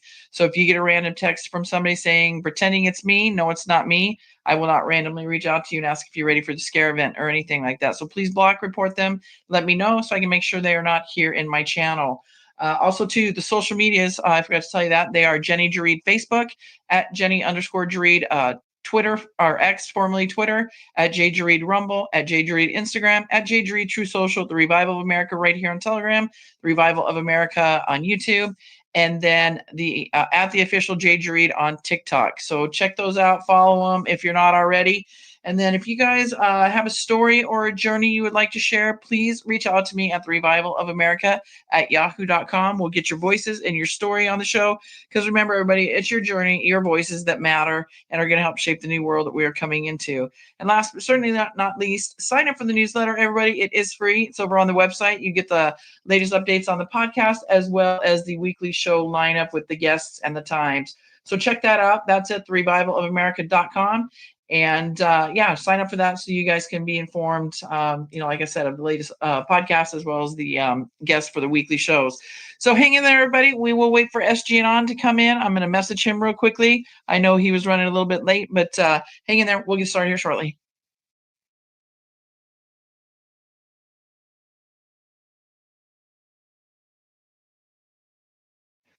And in the meantime, as we wait, I see there's some of you popping on here. You have your hands raised. I'm going to unmute your mics. If you guys have a question for me, or if it's for SG, that's fine. You can. I'll keep your mics unmuted. But I'm going to go ahead and unmute a couple mics while we wait. So Redbird and Debbie St. Pierre, I'm going to unmute your mics. If your question is for SG, that's fine. I'll keep you unmuted until he gets in here. But Redbird, I'm going to unmute your mic. Go ahead. And Debbie St. Pierre, your mics are unmuted. So go ahead, Redbird. Do you have a question for me or SG? Yes, Gene, I'd like to start with you because I think you're a godsend, and thank you. I don't know if you remember me, but I'm the woman with the heart disease, and I've spoken with Baxter, and I've spoken with Field McConnell, and I'm an RN, so I kind of know what's going on, and I'm blacking out a lot, and that's okay. Here's my question.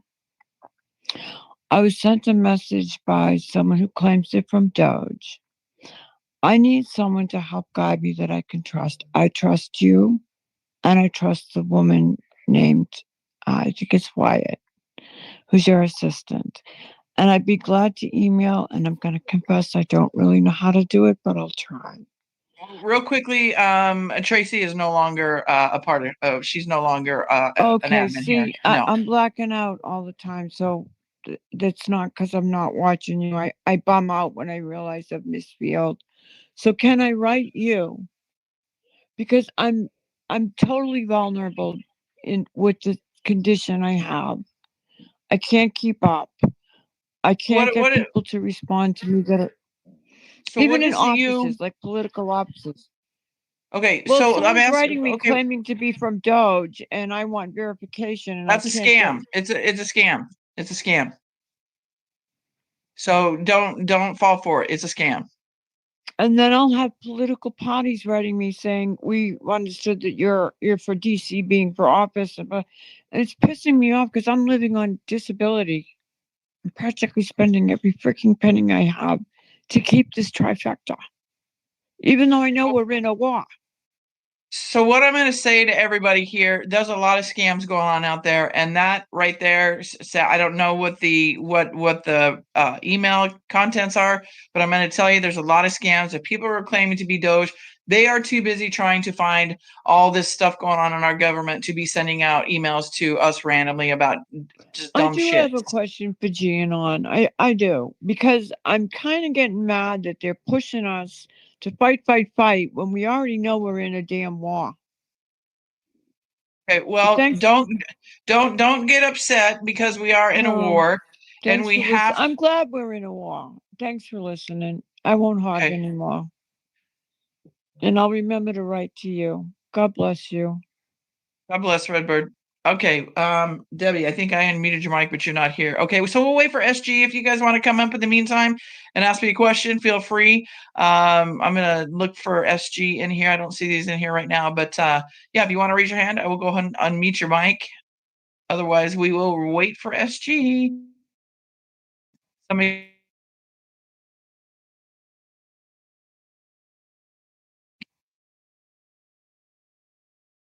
I'm so grateful for people like you.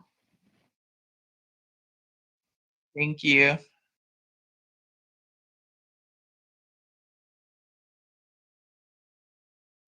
And I'm grateful I'm alive today. I didn't mean to come off like I was angry.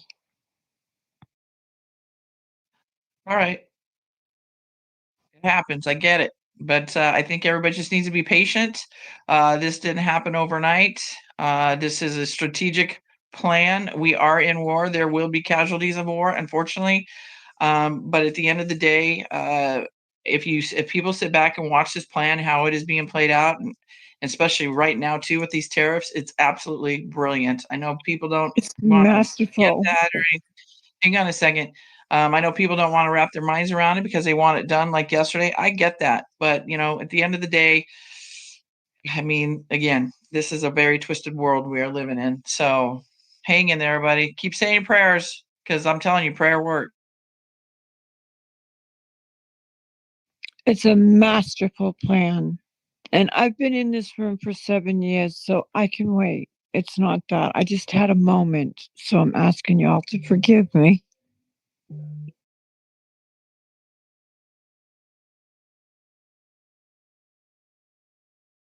All right, Miss Mary, your mic is unmuted. Go ahead and ask your question if you have one. Oh, I'm just going to comment on the tariff that Trump did today was brilliant. Brilliant. Yes.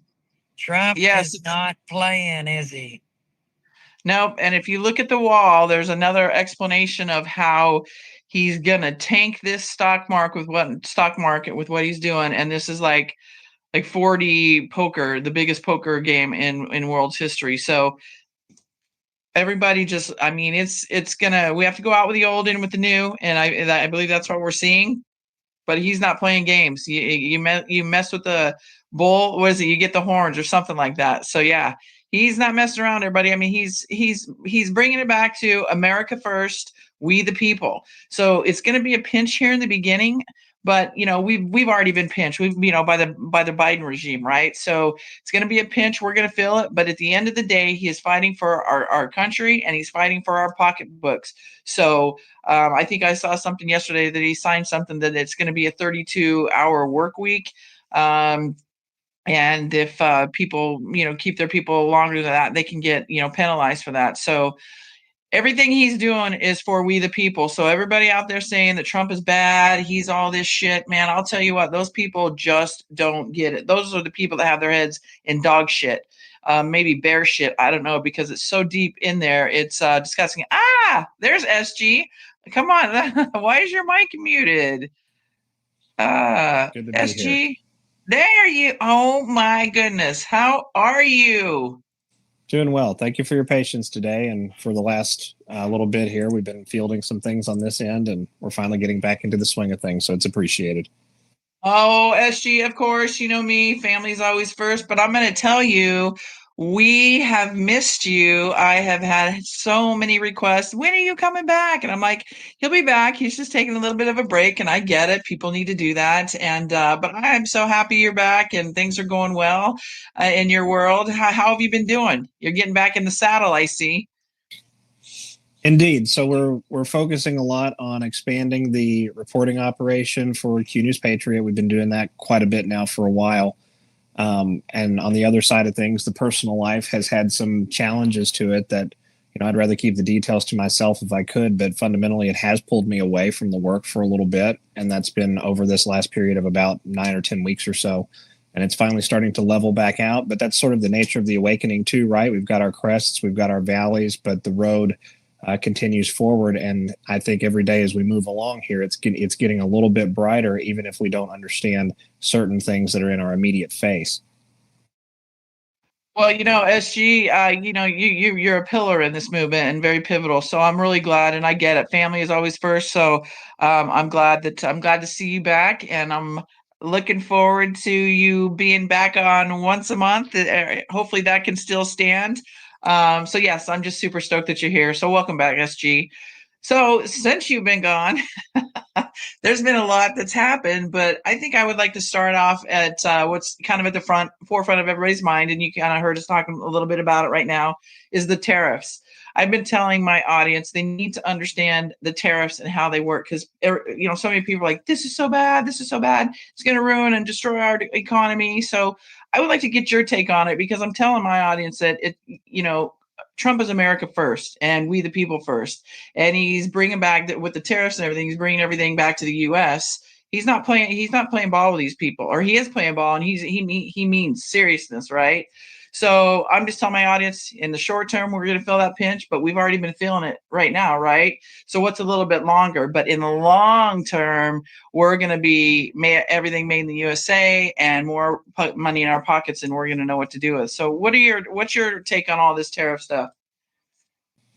Well, I think my take on the tariffs, Jenny, would be that when we look at the historic record, at least in the modern economic ecosystem, so think, Adam Smith and forward, tariffs were the main benefacting angle for nation states. The tariff situation, excise and import taxation, paid for essentially all of the national government budget in any given locality. And that was true in different subregions of the British Empire. It was true in the African subcontinent. It's been true in the Americas for a long time. And we can go back and look at American presidents and the usage of tariffs throughout the 19th century and sort of get a feel for different explosively economic periods of economic explosive growth is what I'm trying to say there, sort of coinciding with the expansion of tariffs and the removal of certain internal restrictions. This was an issue that Jackson dealt with. This was an issue that Buchanan dealt with. McKinley was assassinated for his effective use of tariffs at the international level. And so when we look at what President Trump is doing right now, I think it's just another example of this ongoing irregular silent war that has been playing itself out worldwide and dragging most of us along for the ride. And that is the overall redefinition and reorientation of how commerce is physically conducted. We've been talking for a while just together on these broadcasts on the financial and the economic underpinnings internationally and how these commerce markets, currency markets and commodities markets all work and come together with one another. Now we are seeing the physical redefinition, the physical reorientation, the moving things around. We're actually throwing the wheel hard to port, to sort of keep with that Titanic metaphor there. And we are attempting to turn the ship now on a pretty significant dime. And this after a period of at least 5 years now, where we've had this, sort of like, buffering or ballasting, for lack of a better term, for the rest of the planet for the time that this ship was going to get slammed hard to port and turned on that dime. We've been expecting this time frame, this period of time that we're now in, to come for a while. And we have watched the disconnection of totally dependent nation states from that Western world economic sustenance mechanism. We've watched the expansion of alternative geopolitical trade and commerce routes in Eurasia, in the Middle East, in Europe, and South America even. I would even caution is to say that some of what the Belt and Road Initiative has brought to certain regional ecosystems has actually buffered them as well, despite working against the American system and the American dollar in that regard. And now we're seeing the physical apparatus itself slung to the side, attempting to avert going off the edge of the cliff. And we're hoping that all of the ballasts and all of the buffers and all of the maneuvers that have been made and put into place, the money that has changed hands, the gold that has changed nation state borders and possession, we're hoping that all of that in this period of time is what's going to keep us upright and not capsizing as we attempt to reorient 50 plus years of anti-American and frankly anti-Western world industrialization. Thank you for that, SG. Great explanation. Okay, everybody, I'm going to open it up because I know you guys have been waiting for SG to come back. So this is your time to ask him some questions, everybody. Feel free to raise your hand and I will unmute your mic. Or if you can't speak, there's SG's logo. I made a little logo for him on the wall. You can write your question underneath the comment box. So go ahead, Redbird. I know you had a question for SG, so I'm going to unmute your mic. Go ahead and ask SG your question. Go ahead, Redbird. Thank you, SG, for everything that you do, and I'm praying that everything's working out in your life the way you hope it does and want for. My question is, excuse me, I'm disabled and I'm okay with that. I go in and out a lot, so I'm missing a lot of the key points. So I guess it's kind of pointed at both of you, because I just heard Janine say he passed some more executive orders. So could someone direct me to where I can see what Trump is actually doing daily? So when I do black out, I can find it.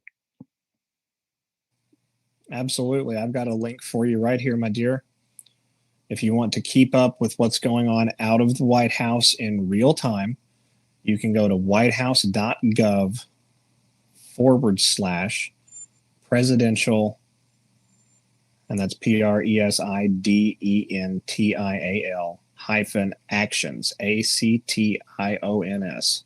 So whitehouse.gov/presidential-actions, and they're doing a real-time update of all of the decision-making coming out of the White House right now. Is that all small letters? Whitehouse.gov presidential, Whitehouse Whitehouse.gov/presidential actions. Yes, ma'am.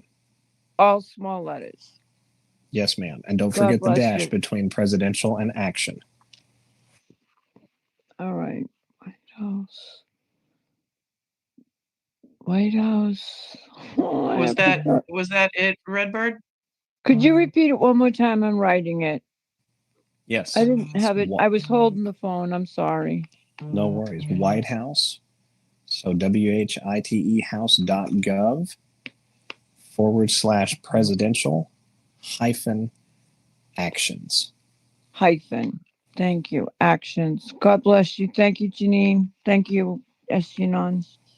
Thank you, Redbird. Okay. Nana Banana, your mic is unmuted. Go ahead. Ask SG your question. Go ahead, Nana. Is your mic not unmuted? Okay, you should be good. Okay, there you go, Nana. Go ahead. Thank you. Thank you both for having this.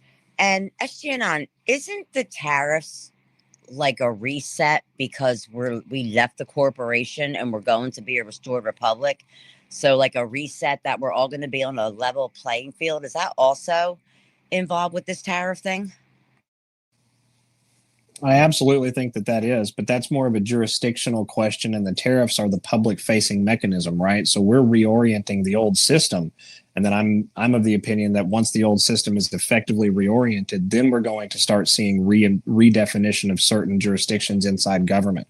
So we've got, Trump essentially having a lot of these secretaries that he's appointed to these different departments, purposefully downsizing these departments. They're slashing waste, many of them laying off thousands of employees. They're clearly getting ready to consolidate some of them, completely disband others. It's my belief that the ATF is going to go completely away and be totally absorbed by the FBI. And then the FBI itself is probably also going to be significantly shrunk from that point forward until we get to a manageable federal law enforcement that can be absorbed at the state level, because that's all going to happen in the reversion to this republic, right? The republic didn't have a federal police force. The policing in the different jurisdictions was left to the several states of the union. The national government did have purview over the militarized forces of the several states' militias. So in other words, the national government could call up the militias from the various several states in the form of what we would now call our Army National Guard, right, in the modern day and time.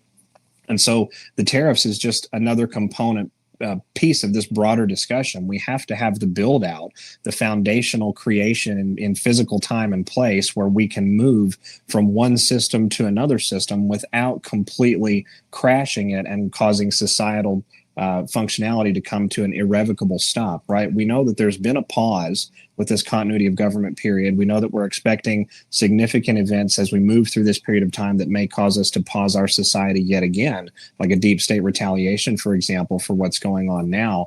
But fundamentally, I think we've had the overarching objective that I actually doubted for a long time myself, that we were going to move through this period of time and do our best to not completely crash the financial markets and the economic system in the West beyond recovery. And I think that we've actually done that so far. And I think the build out is continuing with these tariffs, leading to exactly what you just described, a landscape where everyone is sort of even keel, where there's a fair and just way to maneuver value across our borders and conduct our commerce and trade. And that paves the way for a transition back to a lawful republic. Okay, thank you. And one more thing. Have we moved from federal to national now? Because I know we have to be national, don't we? I'll be honest with you. The definitions against those two words, I'm not completely familiar with some of the nuance and the differences. I will say that it increasingly looks like we're seeing the Marine Corps as well as Space Force and other components of the military that we would sort of characterize as being subcompartmented based on Trump's executive orders from the first presidency, many of which are still in effect. We're seeing a lot of their activities sort of taking the lead with militarized action, and that would suggest to me that we're back into a lawful militarized combatant jurisdiction underneath the laws of war manual inside the U.S. military, and that's probably going to lead to the consolidation of jurisdictions that you just described. But as of this present time, I can't say whether we've changed that or not. All right, thank you so much. Thank you, Nana. And SG, I have a question for you here real quickly. I read somewhere today that Kash Patel has been removed as the acting director of the ATF and replaced by the Army Secretary. Do you know anything about that? No, I've not heard anything about that. While we go through our questions here, I'll endeavor to do a little bit of side looking. I'm at my desk at the moment and see if that's actually true or not. But, that would be very surprising to me. So, no, I've not seen anything about that yet, but I don't want to rule anything out without looking. Well, the source, I'm going to tell you this. The source is Yahoo News. So I questioned it a little bit, but I can send you the link if you want me to, and then you can maybe dig further on it, because I'm kind of digging further on it as I'm bringing it up to your attention since I read it probably about an hour ago. So I wanted to see if you maybe had some more information on that. But sounds like you and I are in the same boat. Indeed so. All right. Thank you, SG. Okay, Dan, what is it? Cipriani, your mic is unmuted. Go ahead. Hopefully I said that right. Dan, your mic is unmuted. Go ahead. And I see Kelly's in the house. What's up, girly? Go ahead, Dan. Hey. Hi. Dan, I see you trying to speak. Go ahead. Your mic is unmuted. Okay. Moving on. I can't hear you. No, I can't hear you. Why don't you go out and come back in? I can barely hear you. You're trying to say something, but go out and come back in and I'll unmute your mic. Okay. And then in the meantime, Linda Hendrickson, go ahead. Your mic is unmuted. Hi, Jenny. Yes, I was just wondering if SGN knows anything about the 2020 election results, if they're going to overturn that. Well, that one and beyond. I mean, more than that one, but they say we have it all. So when are we going to see those results? Well, it's really fascinating that you bring that up. That's something that I'm looking into right now for the next audio file. I just published the last one, but I'm trying to get a jump start on the next one's research. And with the DOJ, when we look at the commentary that's come from Patel, that's come from Bongino even in recent days and weeks, that's come from Bondi, and other individuals as well, deputy assistant U.S. attorneys and stuff over the last couple of years, and certainly moving through this transition period, 2020 is not going away. This is sort of like one of the giant lies that's going to have to be undone as we go forward, or we can't possibly continue forward in the current system. And I think President Trump is aware of that. I think that as we move through this extremely delicate period of time over the last 4 years with sort of this split government situation going on, now we're consolidating back into a reconstitution phase. This is sort of the one shot that we have to ensure that a lot of this is done correctly, that it's done lawfully and permanently. And with respect to Bondi herself, she made some commentary, I believe it was right before the inauguration in the 20th of January, that 2020 is something that they intend to investigate. They're going to go and look back at things like the January 6th committee, the various committees on the weaponization of government, what they've found, and they're going to begin working with the Congress to go back and actually investigate these long term. Now, what you just described a moment ago, we have it all. Yes, I think that that's been true for a long time. But what have we had? We've had covert military intelligence that, according to civil law jurisdiction, is completely inadmissible in most courts of record. And so there's even a Q drop that postulates, how do we introduce military evidence lawfully and legally? And it doesn't answer the question, but it does postulate the question. When we look at what's happening out there in the landscape of law enforcement right now, we're clearly seeing populists and patriots who have made a literal public name for themselves, sort of railing against the deep state and advocating against the deep state, being put into effectual positions of power where they can move that ball forward and actually achieve some of those public results. And I think we also have to keep in mind that some of it is actively ongoing as well. So you've got this investigative component that has already happened that needs to be reviewed. You have a litany of evidence that's been generated just from the 2024 election as well. I've got all sorts of reports from fraud and videos of fraud taking place. I even did a couple of interviews going into that election where they were pre-frauding the election, which was just sort of mind-boggling to me.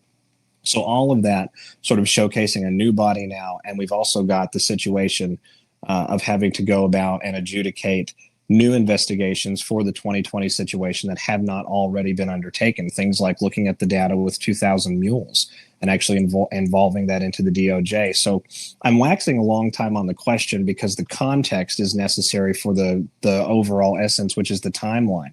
I would say that the timeline certainly has to be within 2 to 3 years of President Trump's inauguration here in 2025, if not sooner, because we have to have time for those investigations to then run the public legal gauntlet, which is rife with delays and obstructions and bureaucratic nonsense. And much of that has to be completely codified and concluded by the 2028 presidential election season, which will really begin the year before.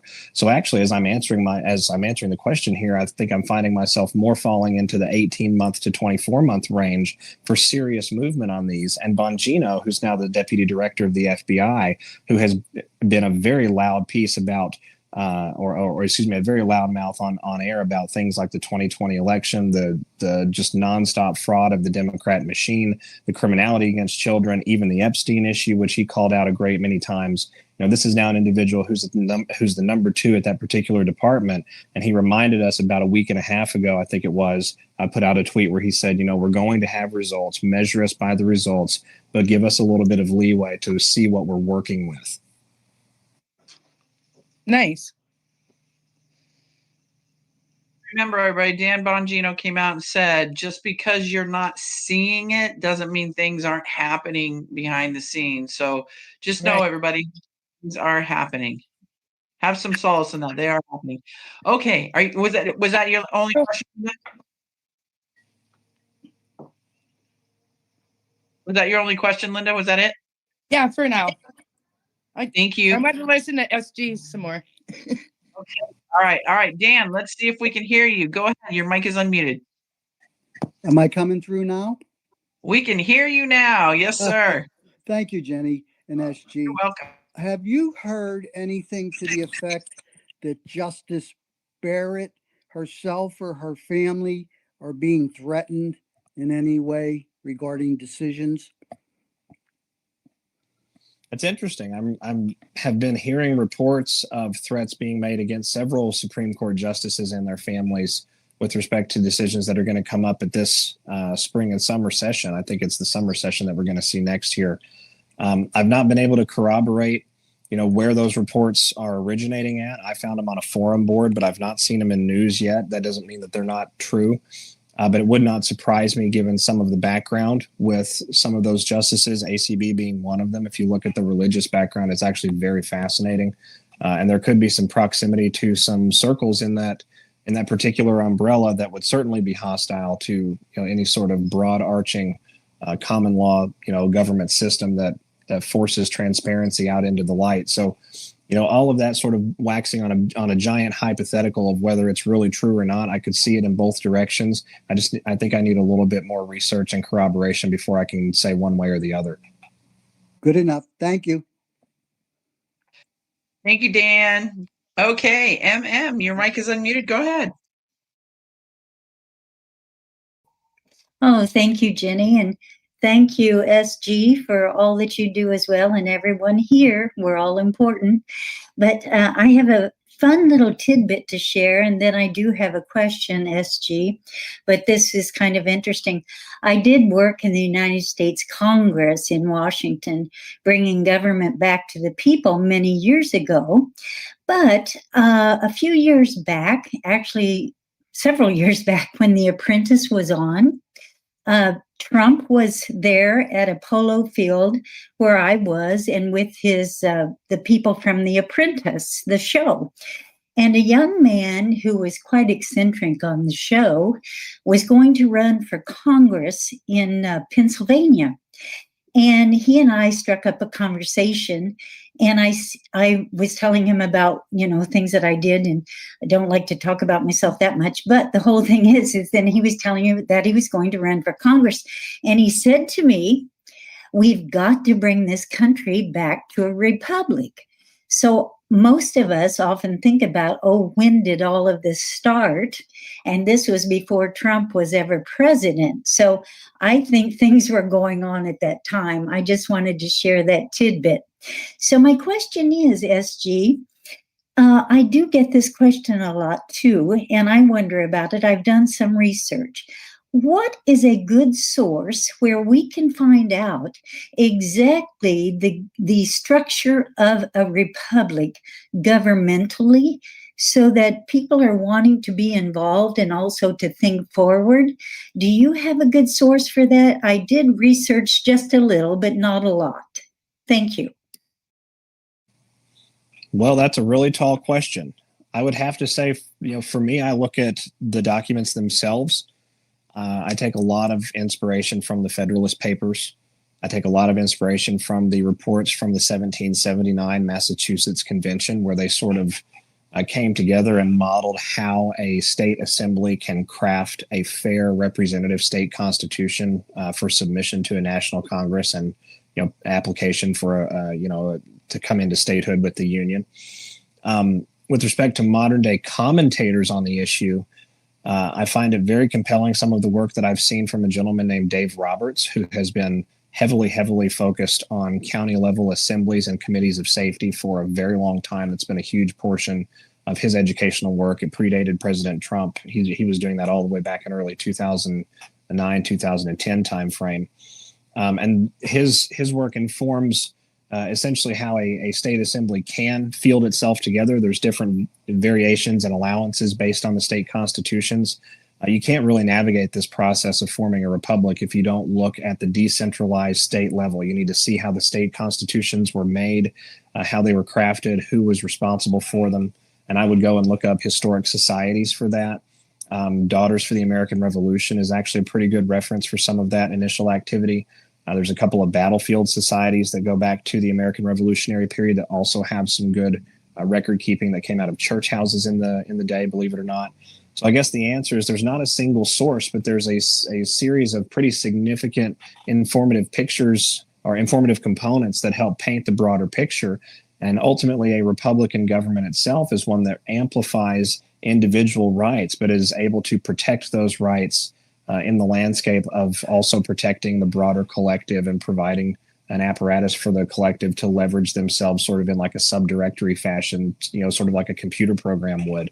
And in order to do that, we have to have, maximum liberty in the one sense, but we also have to have unity in the other sense. And I think that's at the end of the day, that's probably the best answer that I could give on the overall question.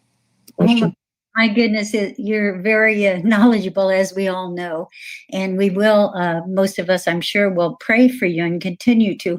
Well, but also then that begs the question, what do you suggest that an individual does right now at this time? I mean, we all know prayer is important, but considering what transition we're going through, what is the one thing most of us can do or could do in our town or city? We've heard about, going to school boards, and I'm one who believes in homeschooling, but I just wonder what you would say to that. I think I would say two things to that. I would say the first thing is that doing something is always effective, regardless of what it is, if it is inspired by prayerful meditation, time with the Holy Spirit, getting close to God, getting close to Jesus, and really hearing what that Spirit is calling for you, right? If you're inspired to action, that action can move mountains.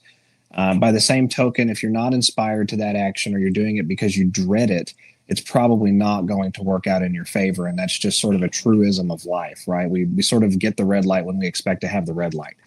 And so in that regard, I would caution people to say first, before you do anything, go inward a little bit and get an idea of what it is that feels pulling to you, what's really calling to you with respect to local action in your community. If anything, I would imagine a lot of people feel pulled in that direction. I myself participate in some of that on this end, town hall meetings and things like that I'm able to get to. As far as patriots coming together in those communities, it really is just about gathering together. It's about understanding your rights and your liberties and who you are under God. It's about understanding that there is a parallel corporate government masquerading as the lawful government in your community. And yes, it's in your county, it's in your town, it's being administered by the same people who go to church with you on Sunday. Many of them don't even realize that they're agents of a corporate insurrection that's masquerading and impersonating a government. And so when people come together and they acknowledge that, and they come together in a model that is in alignment with the 1789 Constitution, there is a pathway. If enough people are gathered together in significant enough quantity at the county level, community level, and then moving to the state level, and then moving to the national level, there is a pathway to take that back and to peacefully replace that corporate insurrection rather than antagonizing it and aggressively overthrowing it. Oh, thank you so much, and God bless you, and we'll all continue to pray for you. Thank you, MM. Thank you, SG. Okay, let's see who's next. We've got Hermano. Go ahead, my friend. Your mic is unmuted. Okay, hold on 1 second. So I'm working on something because Do you want me to go to the next? Really good up. You Yeah, want go me to to the go next person. Okay. All right. Melinda Wright, your mic is unmuted. Go ahead. Hey, Jenny. Hey, SG. Thanks so much for everything you're all doing. SG, Tina Peters, I know you've been following up on her. And the last I read about this is President Trump cannot really influence getting her to be free. And are we at a position where locally we're going to have to just muster what we can to get her out of prison? What would be the path forward in your opinion? Thank you. Well, I got to say, Melinda, I've been very hopeful about Trump and the DOJ being able to put pressure on that. we really do run into a 10th Amendment situation with that case, and that's one of the difficult things with Miss Peters' case. And quite frankly, on air here, I can't stand it. I hate it because Miss Peters is someone that I consider, kind of like my grandmother in a lot of ways. Certainly similar spirit, similar sort of demeanor and disposition on life. So my advice and recommendation on that issue, and it's been this way for the last few months now, all throughout this period of time that she's been persecuted, is maximum peaceful public pressure is the only way that I think we're going to see, meaningful and actionable results there. It needs to be a consistent narrative. I could be better about that, and I intend to sort of get better about that as I go forward. I want to reach out and actually contact her and see if I can conduct some sort of an interview with her. But fundamentally, it's going to be about exposure. It's going to be about convening in a communal fashion and providing an publicly accessible and digestible narrative on a pretty consistent basis, reminding people that this is a situation that occurred, that there was some higgledy-piggledy on both sides here. Excuse me, but I think that we have to look at the actual actions that were done here in the light of what was actually being done to the election system, which is a much bigger issue. And that, I think, has to reach the acknowledgement pulpit of people like Newsmax, certainly people at the DOJ, and hopefully we can get AG Pam Bondi on board, and that would be the main way to go about it, in my own opinion. Okay, so what I'll do is I'll follow your channel, SG. If there's any recommendation on a path where communally we can all gather together, the more hands in this, and collectively, whatever we can do together, I would think that would be the way we would do this. That's just my opinion based on what you said. So if you do have suggestions and you want to post them to your channel, I would love to see how I could collectively help with everybody else. I appreciate that. Thank you for that. Thank you. SG, you can always send me stuff here, and I'm happy to help facilitate that as well. We definitely need to get her out of there. I understand she's not doing very good. So, yes, I'm happy to help out any way possible, SG. So let me know, because I know 107 is trying to work on some stuff too. So, yeah, we need to collectively come together and get her out of there before it's too late. All right, let's see. Hermano, you ready? You want to speak now, or can you? Yeah, it's good. For it. By the way, first and foremost, Jenny, te quiero mucho. Gracias. De nada. SG, so good to have you back. It's been a while, bro. Good to be back, Hermano. Yeah, what was it? The last time I believe you were on was, January 7th. And if I recall the conversation, we were talking about how in the first 7 days, what kind of whirlwind things were. And look at where we're at now. Indeed, my friend. It's been wild, and it's going to continue to get more so, I think, as we go through this year. We're in a transformative period now. That being said, and like I said, great to have you back here. Jenny, you brought up a great data marker earlier. As per Yahoo News, I went digging, and it's confirmed on many sites. Oh, wow. Thank you. Yeah, the Hill, yes. And I'm looking at what I'm finding is what they're talking, how they're saying it. I think I posted it on the question board. He's being replaced by Army Secretary Dan Driscoll. Correct. And SG, I did send you a couple articles, one on that, on Cash, and then the other one on Justice Barrett. So, Hermano, thank you for checking into that, because I was going to go dig after the show. No problemo. And SG, we're all, no, I'm just going to say it. You keep up the great work, okay? Miss you. Thank you, my friend. God bless. You have definitely been missed, my friend, SG, definitely for sure. Okay, Bears Mama, your mic is unmuted. Go ahead and ask SG your question.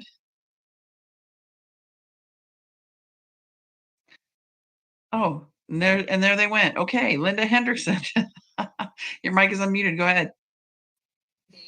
Yes, my question is for SG. And so in Wisconsin, we got the voter ID thing passed, but yet we ended up with a Democrat Supreme Court judge. Is this going to be taken care of, or are there steps we need to take as the voter to make sure that, because you can tell there was interception in our vote. Why did they let one part go and not the other? That's my question. It's a fascinating question, and I have to say I've not followed that particular race very close, Linda. I apologize for that.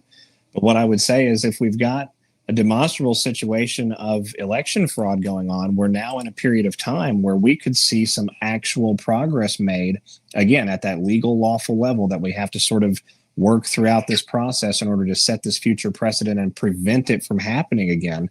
I think we're in a period of time where that's in our favor in a tremendous way. So I'm going to publicly extend the invite right now. If you and some patriots can come together and bring some actionable evidence and some information we can talk about, let's bring it up on Q News Patriot. Let's have a discourse about it.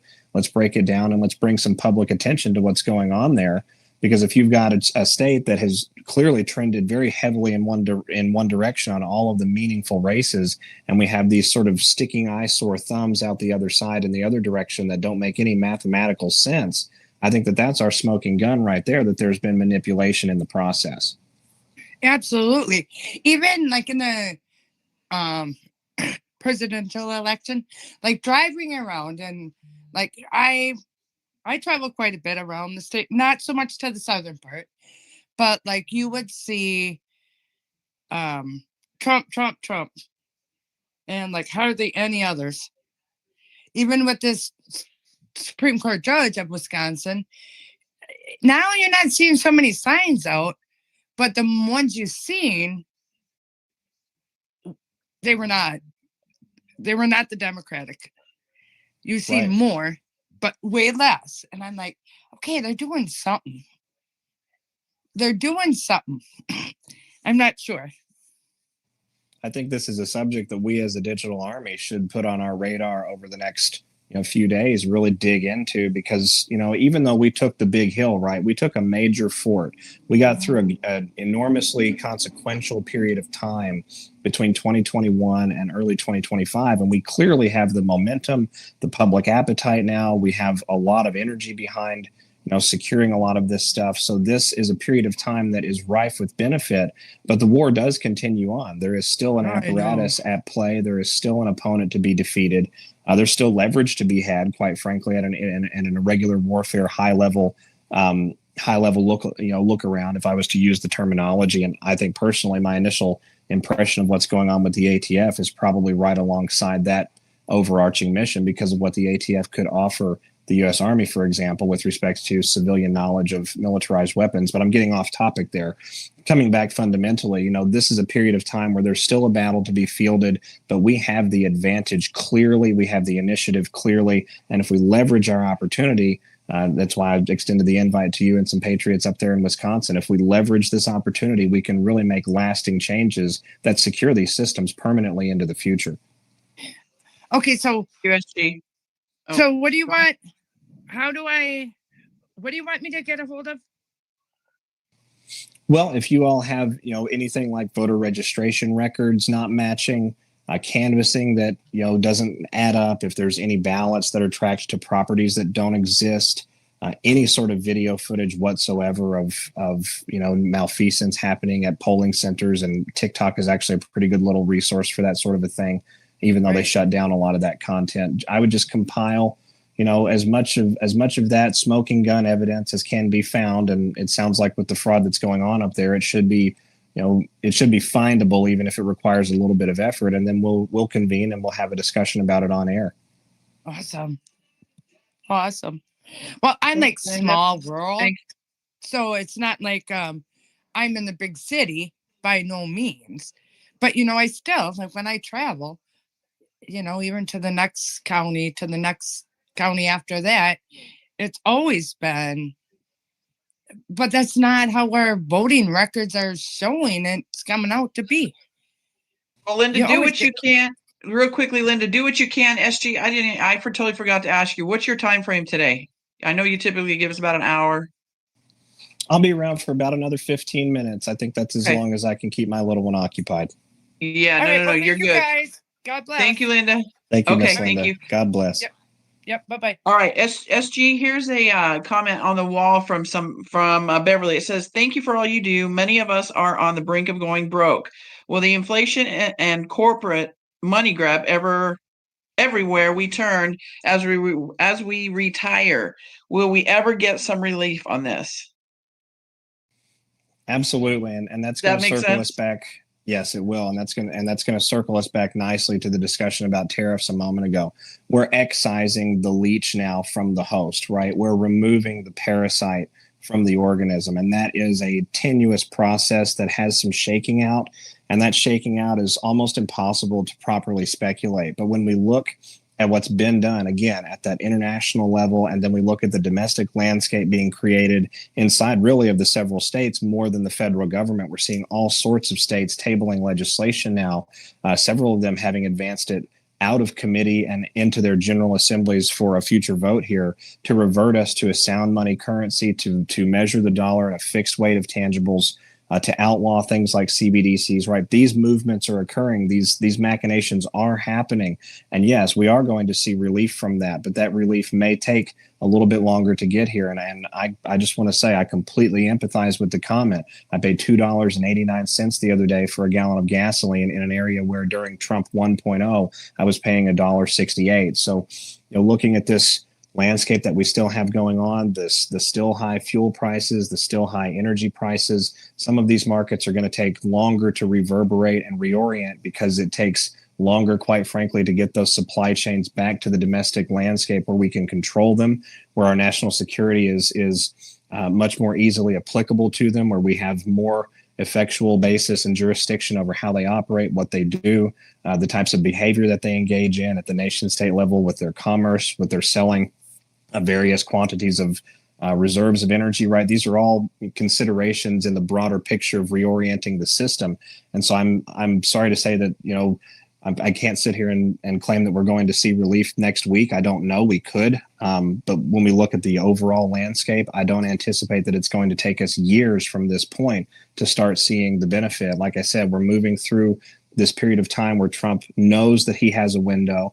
I think everybody sort of intuitively understands that there is a window of time where maximum momentum is available prior to the 2026 midterm election that's going to be coming up here not too long from now. So as the more we can stand on the throttle, the more we position ourselves for that benefit. And we could very well see that benefit just in the coming months, not years. So we also, too, SG, we hear Trump say often that, we've heard him say, right, Easter's the timeline. What do you suspect that all means, in your opinion?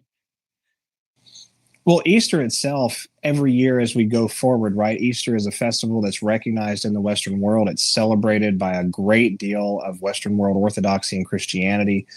This is a timeline or a time frame each year that is very spiritual.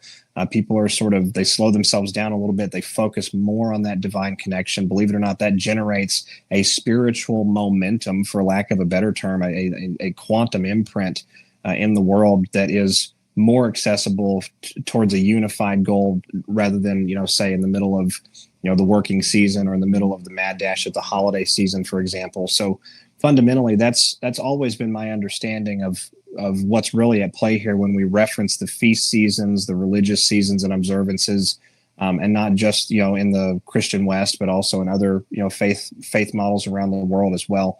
But fundamentally, when we talk about Easter 2025, I think that the timeline right now is really going to be dependent on, and we're coming up on that in 10 or 11 days, it's going to be dependent on how the rest of the planet responds over this next period of time, 10 days, really all the way through the end of this month, to the reorientation process that's now being put into place in the world. And it's worth remembering with the tariffs that it's not just about reorienting the system, but it's also about squeezing out those remaining deep state resistance forts that are sort of on the battlefield in the economic landscape. And a lot of them are isolated in the European Union.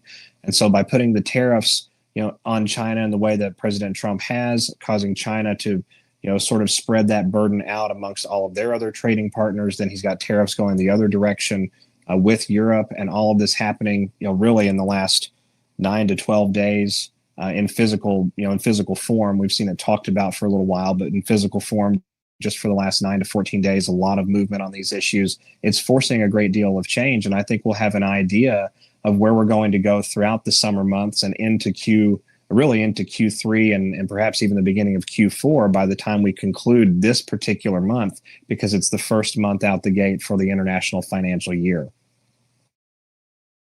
Wow, great response. Thank you, SG. Okay, I've got 2 more questions for you, SG. Bears Mama, I see you're back. Do you have a question for SG? Your mic is unmuted. Go ahead. Hit the blue button in the middle of your screen. Go ahead, Bears Mama. Okay, Francis Allen, your mic is unmuted. Go ahead. Francis Allen, your mic is unmuted. Okay, all right. Oh my gosh. Chris Royer, I'm going to unmute your mic. Go ahead and ask SG your question. Go ahead. Can you guys hear me? Chris Royer, your mic is unmuted. Go ahead. Oh, this is crazy. SG, can you hear me? Loud and clear. Oh my goodness. What's wrong with people? Hello, Bueller. All right, Mark Nielsen, I'm going to unmute your mic. Go ahead, Mark. Your mic is unmuted. Go ahead, Mark. This is insane. Mark, your mic your mic is unmuted. Can you hear me, SG? Go ahead. Yes, Loud we and can hear clear. you. Hey, SG, listen, I just got a simple question, and it's based on your personal opinion. I've been following you for a very, very long time. We all hear how they say they have all the evidence, all the proof. We watched Pam Bundy the other night kind of tear up Nancy Pelosi and the J6 scam. When do you personally think we will see arrests? Well, that is a phenomenal question, Mark, and I appreciate the directness. In my opinion, and this is just my opinion, and it purely comes from a gut feeling, some instinct, and maybe just a tad bit of research, but don't, as the audience out there, don't quote me on this categorically. I think we're going to see arrests beginning by this summer, and I think we're going to see some notable names going down right around August, September timeframe, because that moves us sort of through that season into the momentum of the holidays. It's also significant with 9/11. The number 8 is really significant at the spiritual level for our Luciferian opponents and always has been. So anytime we do anything in the 8th month on the 8th day, that's a significant, situation and setup there. It's just a date that's worth paying attention to. And I think we're going to see that process actually continue throughout the entirety of 2026, really. I don't think that you're going to see, when President Trump says people are going to get tired of winning, I think one of the implied messages there is people are going to get tired of hearing about another one going down and another one going down and another one going down. And, we're all sort of jonesing for it and have been for a long time. Myself, sure, absolutely. I can completely empathize with that. But I do think we're going to hit a period where these investigations just lead very nicely from one marble to another. And that's going to take time, potentially all of the way through the first half of this Trump presidency. So I'm really excited about it. Catherine Herridge seemed to drop a really significant hint about what is to come. This was towards the beginning of February when she was recording a video from Camp Justice in Guantanamo Bay, which lies on the American exclusion zone. So there's no international law that has to be adhered to there. It's just purely American military tradition and American UCMJ that exists on that particular plot of land. And Catherine Herridge stated in one of her videos that this new administration is going to have, quote, some difficult choices to make about the future of this particular location and facility. So that would be the facility where we would, move, former American citizen enemy combatants in a militarized setting. That's one of the places that they could go to receive justice. It checks out with all of the U.S. codes. It checks out with the Supreme Court corrective wisdom. It checks out with the UCMJ and international law, rules of engagement, all of that stuff. So I think that we're going to see some really interesting times, and I think it's going to get underway this summer. Well, I definitely appreciate your answer. I know a whole bunch of us have been anticipating it. We've all kind of come to the terms of the reality side. enough's enough. Let's move forward. Once all this is taken care of, we can finally all move forward. Just SG, I appreciate you, brother. Take care and God bless. Thank you. God bless. Thank you, Mark. And also to everybody, I think notably people kind of forget 3 of the biggest arrests we have already publicly seen, and that is Epstein, Ghislaine Maxwell, and P. Diddy. With all 3 of those, it could take down the entire thing, right? So, well, not really, but you know what I mean. It encapsulates a lot of people and their nefarious things. So just remember that we have seen publicly already 3 of probably some of the biggest arrests that we're going to add to it, right? So just remember that. Okay, I've got one more for you. Are you good? SG, can you do one more? Indeed. Okay. Patriot guy, your mic is unmuted. Go ahead. Hey, SG. Hey, Jenny. Love your show. Question for SG. With this, I saw a Telegram post the other day about Netanyahu urging President Trump to make the first strike on Iran. Do you think that's escalating, and where do you see that all going? Thanks. This is actually a fantastic question to end our discussion on today, because the situation happening between Trump and Netanyahu is a beautiful manipulation of the landscape being done by President Trump. And here's what I mean by that. When we look at the landscape that has been purposefully created by the Trump administration so far, we're clearly seeing the creation of the appearance of some sort of influence, emanating from Tel Aviv into the Washington, D.C. government. And I think that that's sort of inarguable when we look at the various donation monies, the actions that are being taken by the new administration. Some of them actually have sort of flared my own hairs up a little bit. That's one of the reasons I've sort of doggedly focused on this particular topic. But when we look at statements that President Trump has made a number of different times, including to Morning Joe, I believe it was, several years ago on a phone interview, where he discussed the allies in the Middle East that the United States has, who have gone out and given all of our money, quote unquote, to ISIS, to Al Qaeda. And I'm quoting here, and we pay for their defense and we pay for everything in their military. And you know who it is, and everybody knows who it is, but nobody wants to say it. And then Joe pressed him and tried to get him to say something on air, ostensibly to catch him in a moment. And he said, "Are you talking about Saudi Arabia?" And President Trump said, "Well, of course I am. The Saudis do it. Everybody does it. You know that. Everybody knows that they're doing it." And Joe said, "Who else is doing it?" And Trump said, "Well, I'm not going to say it because I have a lot of relationships with people." So what we've got going on, in my opinion, with the Iranian-Israeli issue as it comes back to Trump and the Washington, D.C. control arm, is we're seeing the opponent that is still tied back to the Tel Aviv intelligence community, still tied back in some ways to worldwide finance, sort of being toyed with and being placed into an untenable situation, encouraging their further exposure, encouraging them to make those disastrous countermoves that we've been talking about for a while.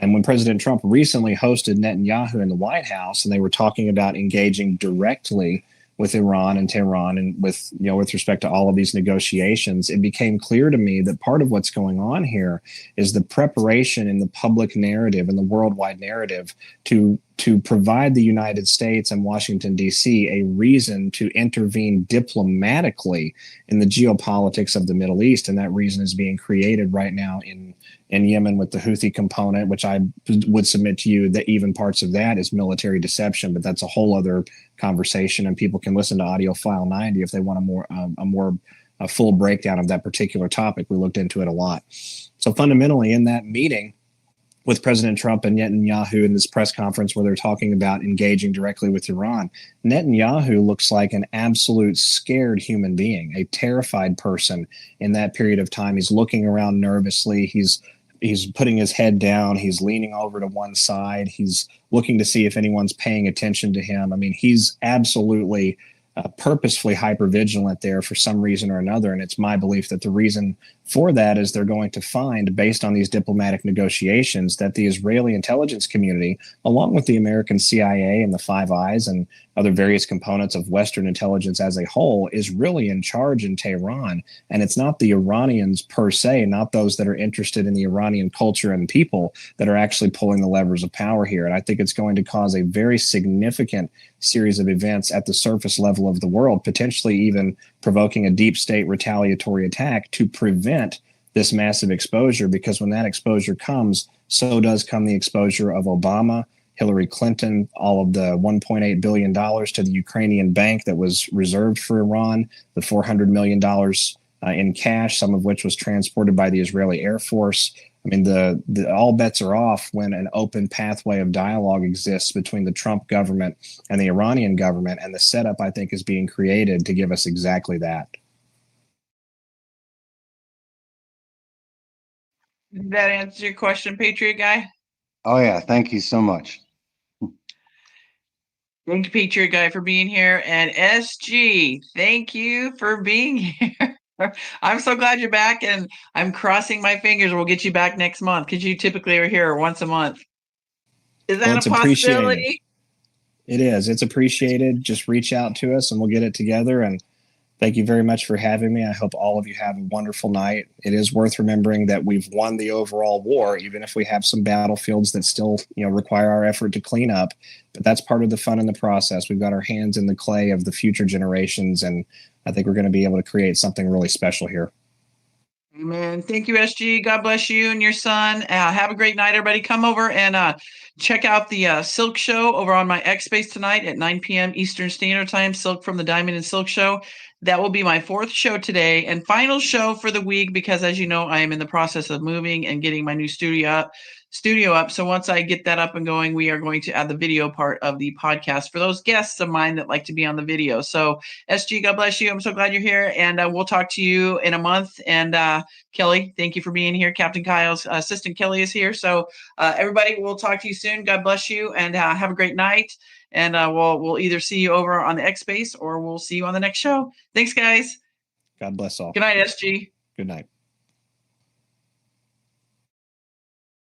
Well, it will be cool to see all of them in video.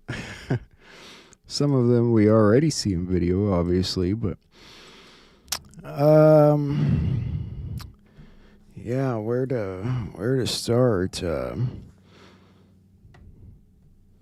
The tariffs is such an amazing idea. I waited so long for this moment. The Iran-Israel situation will be interesting. Will they push for that, for Israel to get rid of its nuclear weapons, as long as Iran does the same thing? What do you guys think? Think Israel will take it? I don't know. It's going to be interesting. Beyond that, it's really all I've got. My brother was showing me something on YouTube about some video. It's supposed to be Moscow and like a UFO in the sky, and they're shooting guns and missiles at I don't know. Don't know if that was real or not. That was YouTube. The news is going to get really bad. I mean, I've been saying that a long time, but it's getting worse. These stories are everywhere. Fake stories, fake spins on the stories. It's chaos. It's Trump's chaos. Remember the intro? Chaos. They're trying to start chaos.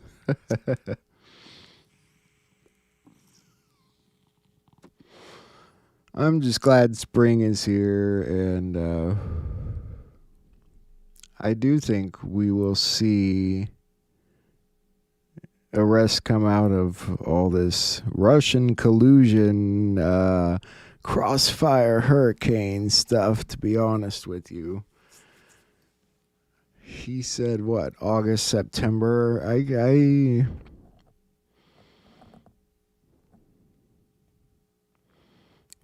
I would think sooner. I was thinking more like July, but I don't know. We'll see on that one. We'll see on all of it, guys. I'm just happy to have y'all here, and hopefully we caught everything today. Let me check, see if there's any other news stories that popped up while we were watching everything this evening. It's so quiet tonight. It's like everyone is the quietest night I've seen in a long time. Hell, nobody's even posting.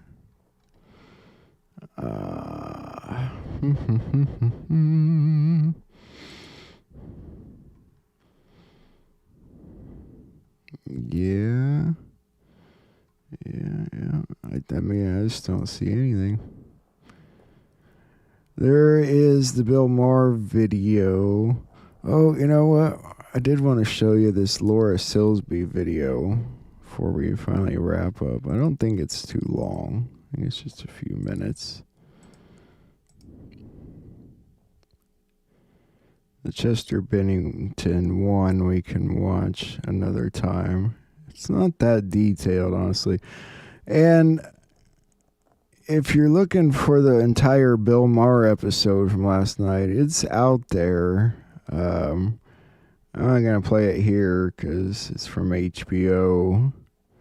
And I know that would not go over well, but let's watch this short thing from Laura Silsby, or about Laura Silsby. Sure as hell not from her. This is a concerted effort, politics of personal destruction. Fuck you, John Podesta. I just got to the location and his housekeeper came out and said that he unfortunately killed himself. I did something really dumb. I'm not suicidal. I'm not suicidal.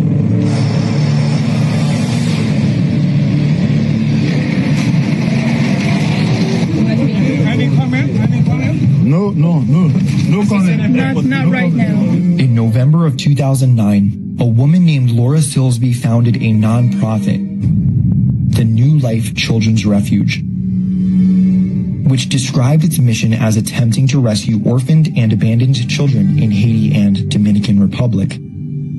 2 months later, on January 29th, 2010, Silsby was arrested for attempting to traffic 33 orphaned children out of Haiti without documentation. These are some of the 33 Haitian children an American Baptist group allegedly tried to unlawfully take out of the country on Saturday. The group's leader, Laura Silsby, says the group paid no money for the children. The mistake obviously we made is we did not understand that there was additional paperwork required. To me, it's pretty alarming because we're the legal parents of these children and we give her explicit instructions not to interfere with them. For her to continue to come and try to find them, to take them to the Dominican, tells me that her intent is not actually the best.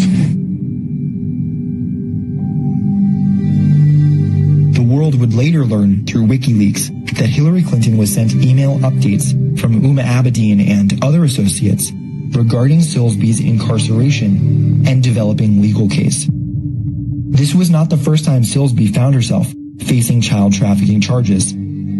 Silsby had been caught once before by Haitian police attempting to traffic 40 children out of the country.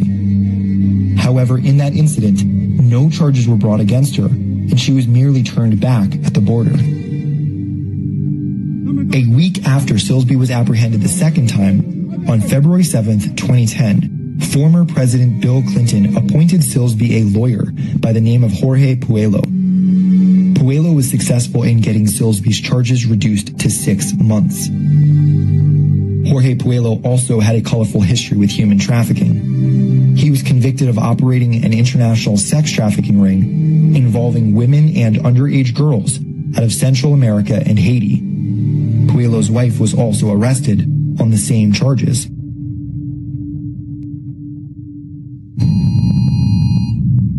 In 2011, Silsby was appointed as CFO of the software company Connexus and would later become its vice president of marketing.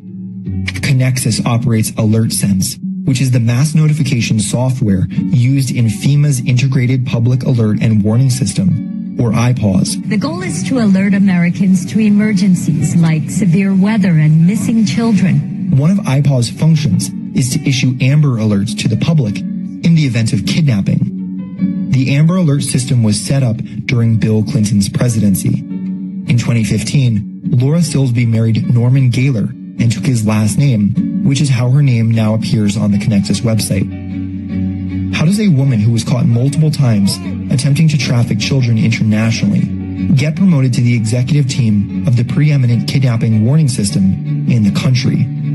And why did the Clintons intervene in her trial? We're going to continue to provide support, as we do in every instance like this, to American citizens who have been charged, and hope that this matter can be resolved in an expeditious way.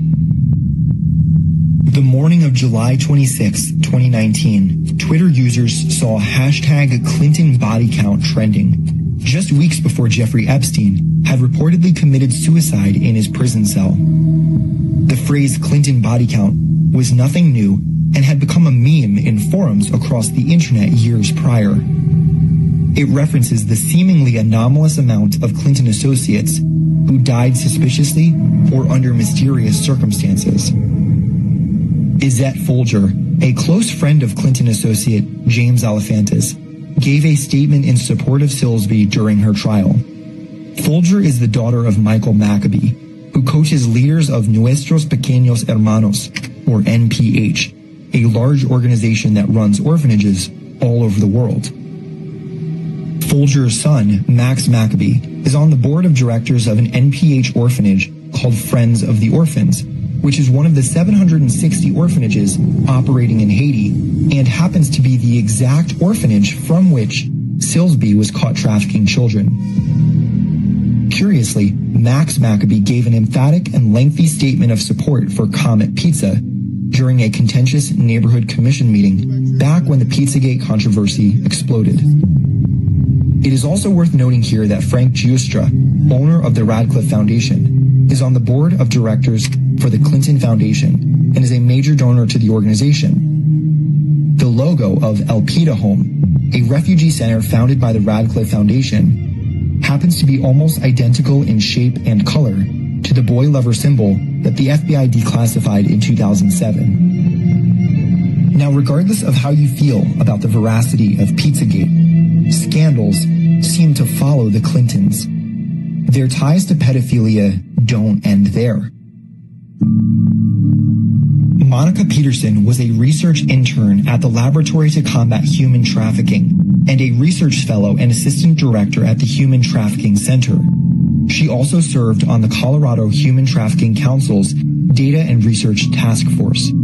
Peterson wrote and spoke prolifically on human trafficking. On August 15, 2015, Monica announced her plan to visit Haiti to conduct research on human trafficking and subsequently began living there full-time. On January 3, 2016, Monica shared with her friend Bella some of her findings based on her fieldwork in Haiti up to that point. Quote, Ms. Clinton has corrupt and dirty business to finish in Haiti. This is the theory my master's thesis puts forth. This is modern structural slavery. But the real significance of this scandal for me, I know you feel me, Bella, is the link to contemporary slavery and trafficking. I can't say to what extent, but there is human trafficking happening through the Clintons' Caracol complex. By this point, Monica seemed to be investigating the Clinton Foundation's child trafficking ties full-time. On November 13th, 2016, Monica Peterson was reported dead in Haiti, although no body was ever retrieved for the family's burial service. Monica's family was told that she committed suicide, but they were kept in the dark as to the exact details of her death. She seemingly took her own life by hanging. But since that time, things that have come to light that just don't fit with Monica's life. None of this seems to fit, and maybe that's just the way it's always going to be. Peterson's professor, Claude D'Estrie, said the following about her death. Quote, she decided to take on one of the demagogues in the field of human trafficking. She produced a 110-page analysis of human trafficking in Haiti. 2 years of research. We were looking for someone who was smart enough and maybe brave enough to publish her work. I will continue to seek out and publish it for her. After making this statement, D'Estrie suddenly disavowed any connections between Peterson and human trafficking and the Clintons. D'Estrie said Peterson had gone to Haiti a number of times, but she was not there to research human trafficking and was not investigating the Clinton Foundation. Why would D'Estrie do a public 180? It turns out that he worked as a supervisor in the U.S. Attorney's Office on behalf of DynCorp between 1999 and 2002. This coincides with the exact time period DynCorp was caught sex trafficking children in Bosnia and Kosovo, and no prosecutions were made. DynCorp played an active role in sexual abuses in Haiti. What if Monica Peterson was actually onto something before she died? What if her discoveries were true? Has anyone else unearthed the Clinton Foundation's alleged ties to human trafficking?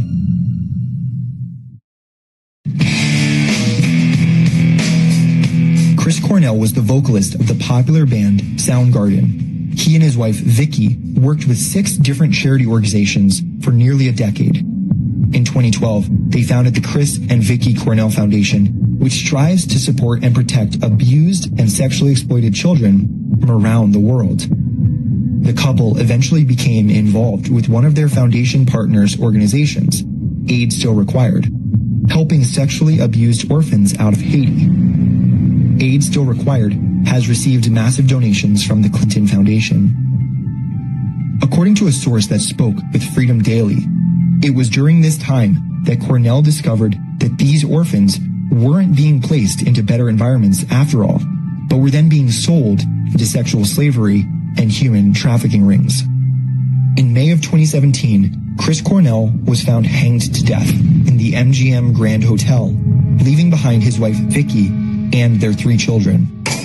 He was discovered with 9 broken ribs, blood splattered on the wall, and had suffered head trauma before he died. His death was officially declared a suicide, but his family and close friends insist he was in no way suicidal. Many of the details of his suicide simply don't add up. For instance, Chris had just performed a full concert with no apparent signs of having 9 broken ribs. Chris's body was found cold to the touch, which would have taken at least 2 hours in a hotel room. This would place the time of his death between 11 p.m. and 11:30 p.m. when his bodyguard, Martin Kirsten, was reportedly with him. There is no official explanation for what caused the bloodstain on the wall next to his body. His feet were touching the floor, meaning he was only partially suspended by his neck. Furthermore, Chris's bodyguard claims that he had to kick in the door to his hotel room to discover Chris dead. Not only is this nearly impossible to do without a door-breaching mini-ram, but the crime scene report indicated no sign of forced entry. After reviewing the autopsy report and position of the body, world-renowned forensic pathologist Dr. Werner Spitz concluded that Cornell's death was not a suicide. Dr. Spitz has worked with many high-profile murder investigations, including Dr. Martin Luther King Jr. and John F. Kennedy, and served as an expert witness during the O.J. Simpson and Casey Anthony trials. One article reads, "Speaking to TMD, a source close to Cornell has come forward, claiming that he had uncovered evidence of a cocaine and child trafficking ring in Mena, Arkansas, that was tied to Bill and Hillary Clinton. According to the source, Mr. Cornell had uncovered the identities of high-level elites that were part of the same satanic Illuminati occult operation as the Clintons and planned on exposing their goings-on right before he died."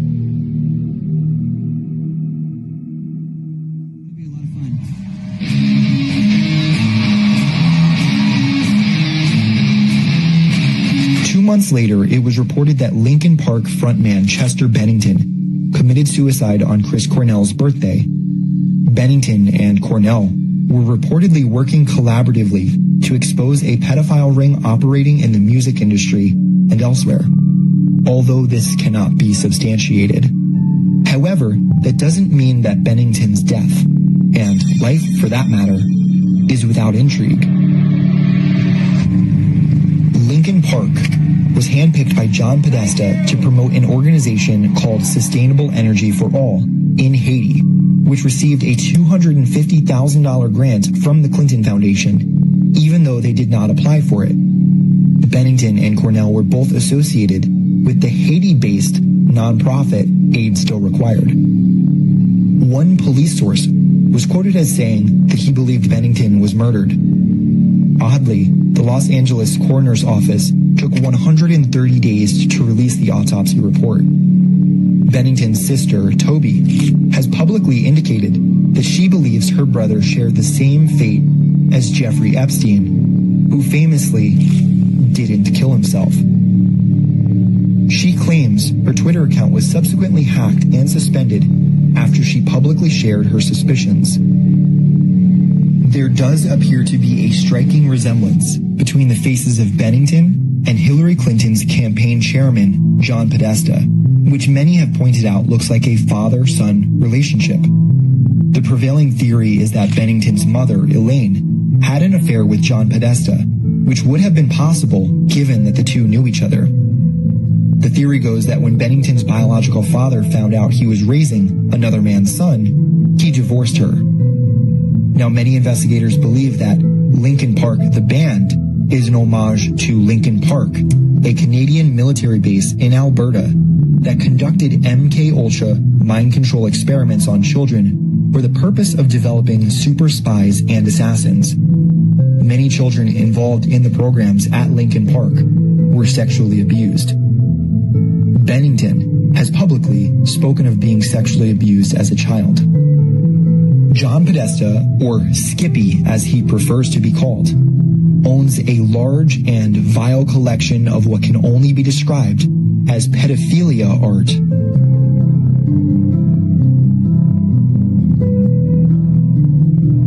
Podesta was also chief of staff to President Bill Clinton.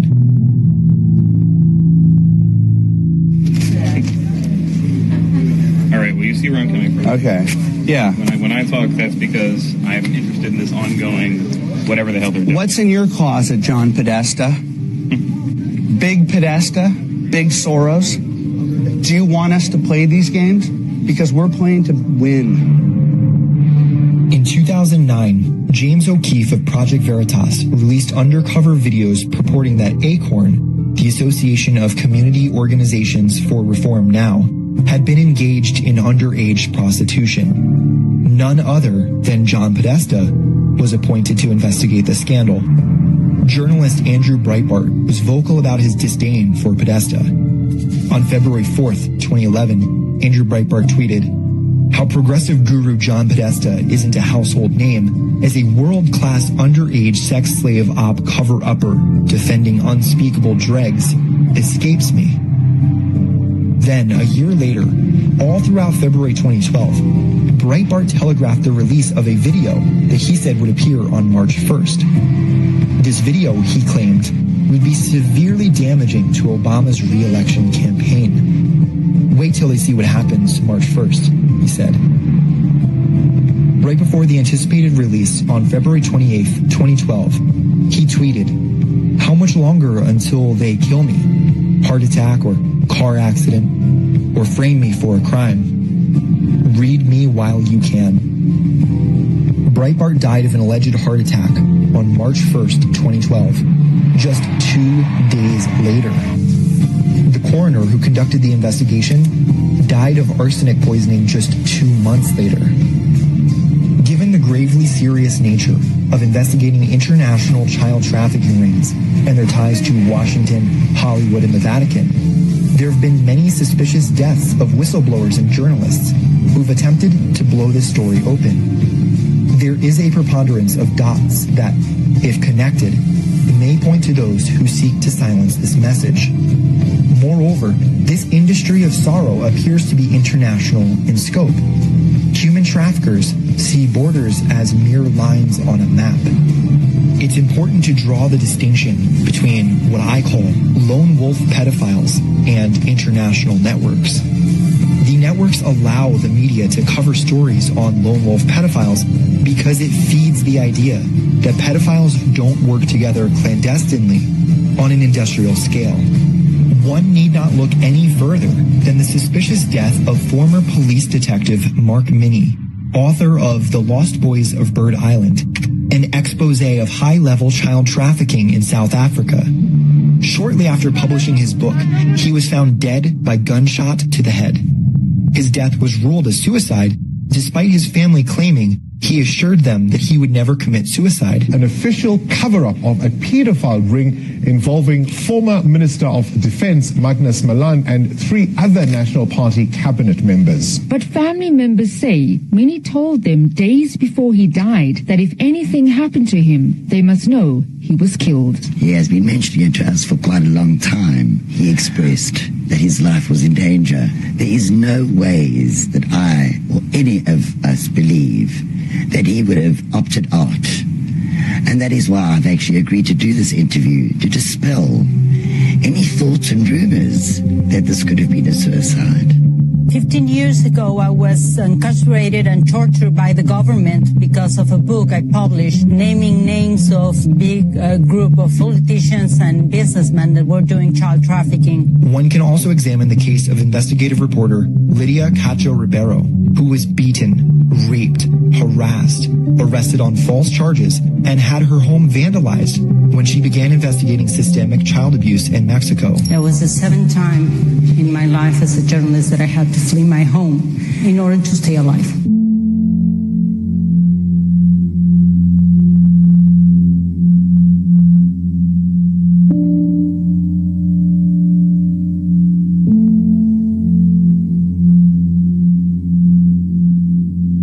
In 2005, she published Los Demonios de Eden, The Demons of Eden, a book exposing a child trafficking ring involving politicians, government officials, and businessmen. Another suspicious case involves filmmaker Bill Bowen, who died suddenly under strange circumstances a year after publishing a trailer for his documentary Innocence Destroyed, exposing corruption in the Child Protective Services.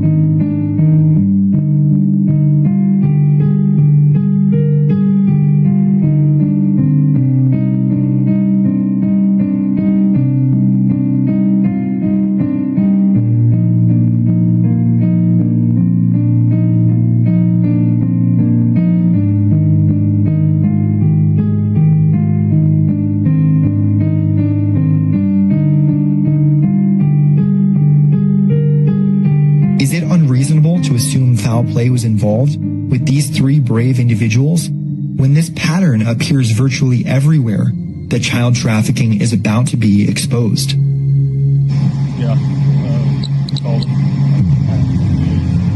On May 13th, 2019, police responded to the scene of an apparent suicide where an individual jumped from a bridge onto a motorway before being struck by a vehicle.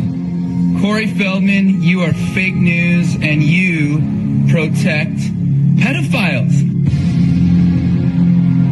Actor Isaac Cappy, age 42, had stated in a live stream just 3 days prior to the incident that he would not commit suicide. While making bold statements about the existence of pedophile rings in Hollywood, he acknowledged he was putting himself in harm's way and had proactively taken steps to ensure his safety, such as setting up a dead man's trigger. Something bad is about to happen? Yeah, something bad's about to happen. We know you can't trust the cops, so I was like, what can I do to give myself time to save myself, to insulate me? So I gave them the thing that said I had a dead man switch. What does that do? It means they can't kill me. They can't kill me. They can't. Do wealthy and powerful groups engage in human trafficking and conspire to systematically cover up its prevalence? Are the whistleblowers correct in their claims of widespread pedophilia, permeating the upper echelons of finance, law enforcement, religion, entertainment, and politics? We are left in perplexity. Do we go back to believing that activists on a moral crusade routinely kill themselves? Or do we take the harder pill to swallow and acknowledge that criminal syndicates will go to unspeakable lengths to evade prosecution for their crimes? Perhaps next time we will pause and reflect on the brave mavericks that died exposing this monstrous black market. The next time we read a headline of someone who has been suicided.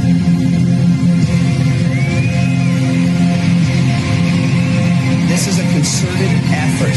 This is a concerted effort. Politics of personal destruction.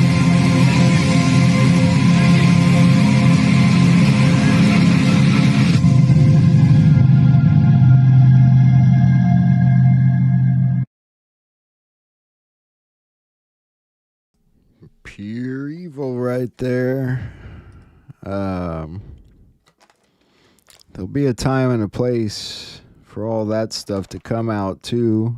And I have a feeling it's not much further down the road. There's been all kinds of interesting videos getting thrown around out there. Interesting times. So, I don't know what to make of it. Either way, spring's here, and we're gonna ride this ride out together, guys. You know, best thing we can do is keep our positive vibes rolling. With that, though, I've kept you long enough tonight, and I am tired, so I'm gonna wrap it all up. I appreciate you hanging out and chatting, and you guys are the greatest in the world. Much love to you guys, and God bless. I'll be on tomorrow, and yeah, see where we're at with everything. As usual, love you guys. And for some reason, I was always fascinated with JFK, and I looked all the time. But I finally figured it out in December of 14. And I vowed on that day. And I don't even remember the day. It was just December of 14, which is 26, God 26, Poetic Justice, PJ 26. And I vowed that day that I was going to solve his murder and bring the fuckers to justice. Sorry. That were going to enslave us in debt. The yoke that was around our neck. Never did I have, in my wildest dreams, was I going to be this successful at it. But it wasn't me, it was all of us. And it was the oh God, I said it today. It was the catalyst. It was Q. Bringing us all in one spot at one time, going in the same direction, even though we didn't have to all follow the same thing, but we all read the drops as soon as we could, as fast as we could, when we could, because some people couldn't read them all because they didn't even know they existed, or they didn't know where they existed, or they didn't have time because they were running the rat race. But they looked at them as soon as they could, when they could, the ones they could, and everybody did everything they could, within reason. But I know I did everything I could because I worked every day since December of 14 to solve the murder of my president because I was alive. This responsibility for preserving the peace, which I believe is a responsibility peculiar to our country, that we cannot shirk our responsibility as the leader of the free world because we're the only one that can do it. And therefore the burden of maintaining the peace falls on us. And to maintain that peace requires strength. Americanism, not globalism. We would like to have Kash Patel come down here and investigate the fraudulent elections of 2020, 2022, 2024, all that. Come on down. Kash Patel, please come and investigate Maricopa County. That's why we're asking for someone like Kash Patel to come and investigate, because we need accountability from the outside. Kash Patel, please come to investigate Maricopa. Kash Patel, please come to investigate Maricopa County. He's actually kind of funny. Is he all there? Like, mentally? I think so. He's just an odd guy. It's kind of weird. I mean, should we be worried? No. No. But we are opposed around the world by a monolithic and ruthless conspiracy that relies primarily on covert means for expanding its sphere of influence, on infiltration instead of invasion, on subversion instead of elections, on intimidation instead of free choice, on guerrillas by night instead of armies by day. It is a system which has conscripted vast human and material resources into the building of a tightly knit, highly efficient machine that combines military, diplomatic, intelligence, economic, scientific, and political operations. Its preparations are concealed, not published. Its mistakes are buried, not headlined. Its dissenters are silenced, not praised. One folder with the word life insurance and the files that are in there. 9 out of 12 cops, NYPD, who saw the email and saw what was in that laptop, committed suicide.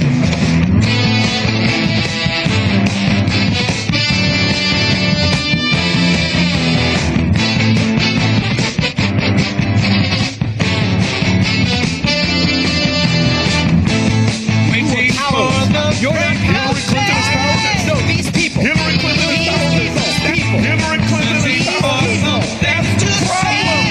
Hillary's the problem. Flashing lights against the sky. Giving up my close eyes. Sitting cross-legged on the floor. It's bad. And the sexting scandal, the NYPD started investigating it through a subpoena, through a warrant.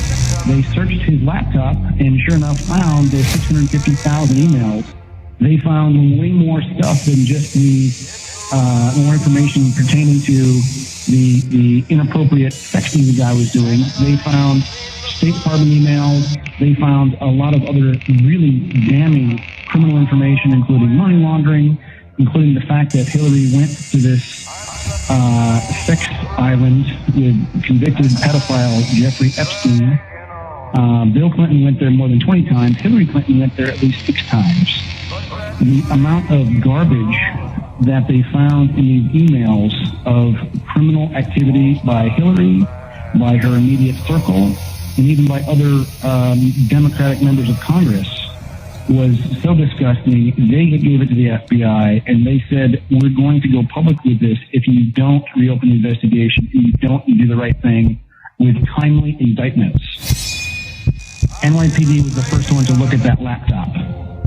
Weiner and Huma Abedin, his wife, the closest advisor of Hillary Clinton for 20 years, have both flipped. And Huma Abedin, his wife, the closest advisor of Hillary Clinton for 20 years, have both flipped. Okay, they are cooperating. Article from newsfromtheperimeter.com.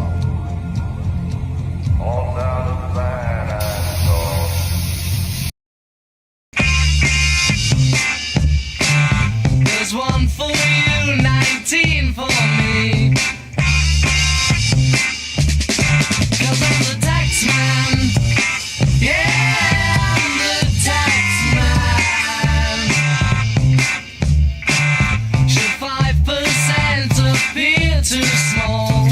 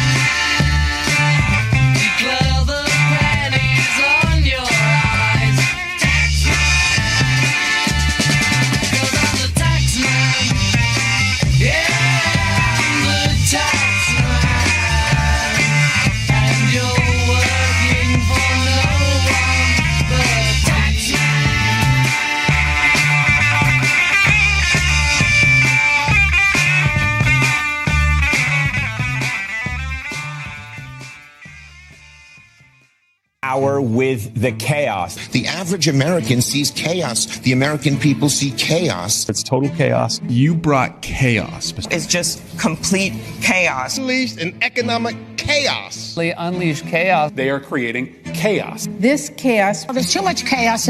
Total chaos. That amidst the chaos, we're going to see chaos. After seeing all the chaos, the chaos he has unleashed on America. Continue to see the chaos. Economic chaos. A lot more chaos. Trump's chaos. This is chaos with such chaos. The chaos, because of this chaos. Chaos. All of this chaos. Uncertainty and chaos. Given all that chaos. When it's chaos. All the chaos. Chaos and confusion grows. More chaos, dysfunction. The chaos is the purpose. The chaos is the goal. It's chaos. Doge is a threat to the bureaucracy. It's the first threat to the bureaucracy. Normally the bureaucracy eats revolutions for breakfast. This is the first time that they're not. That the revolution might actually succeed.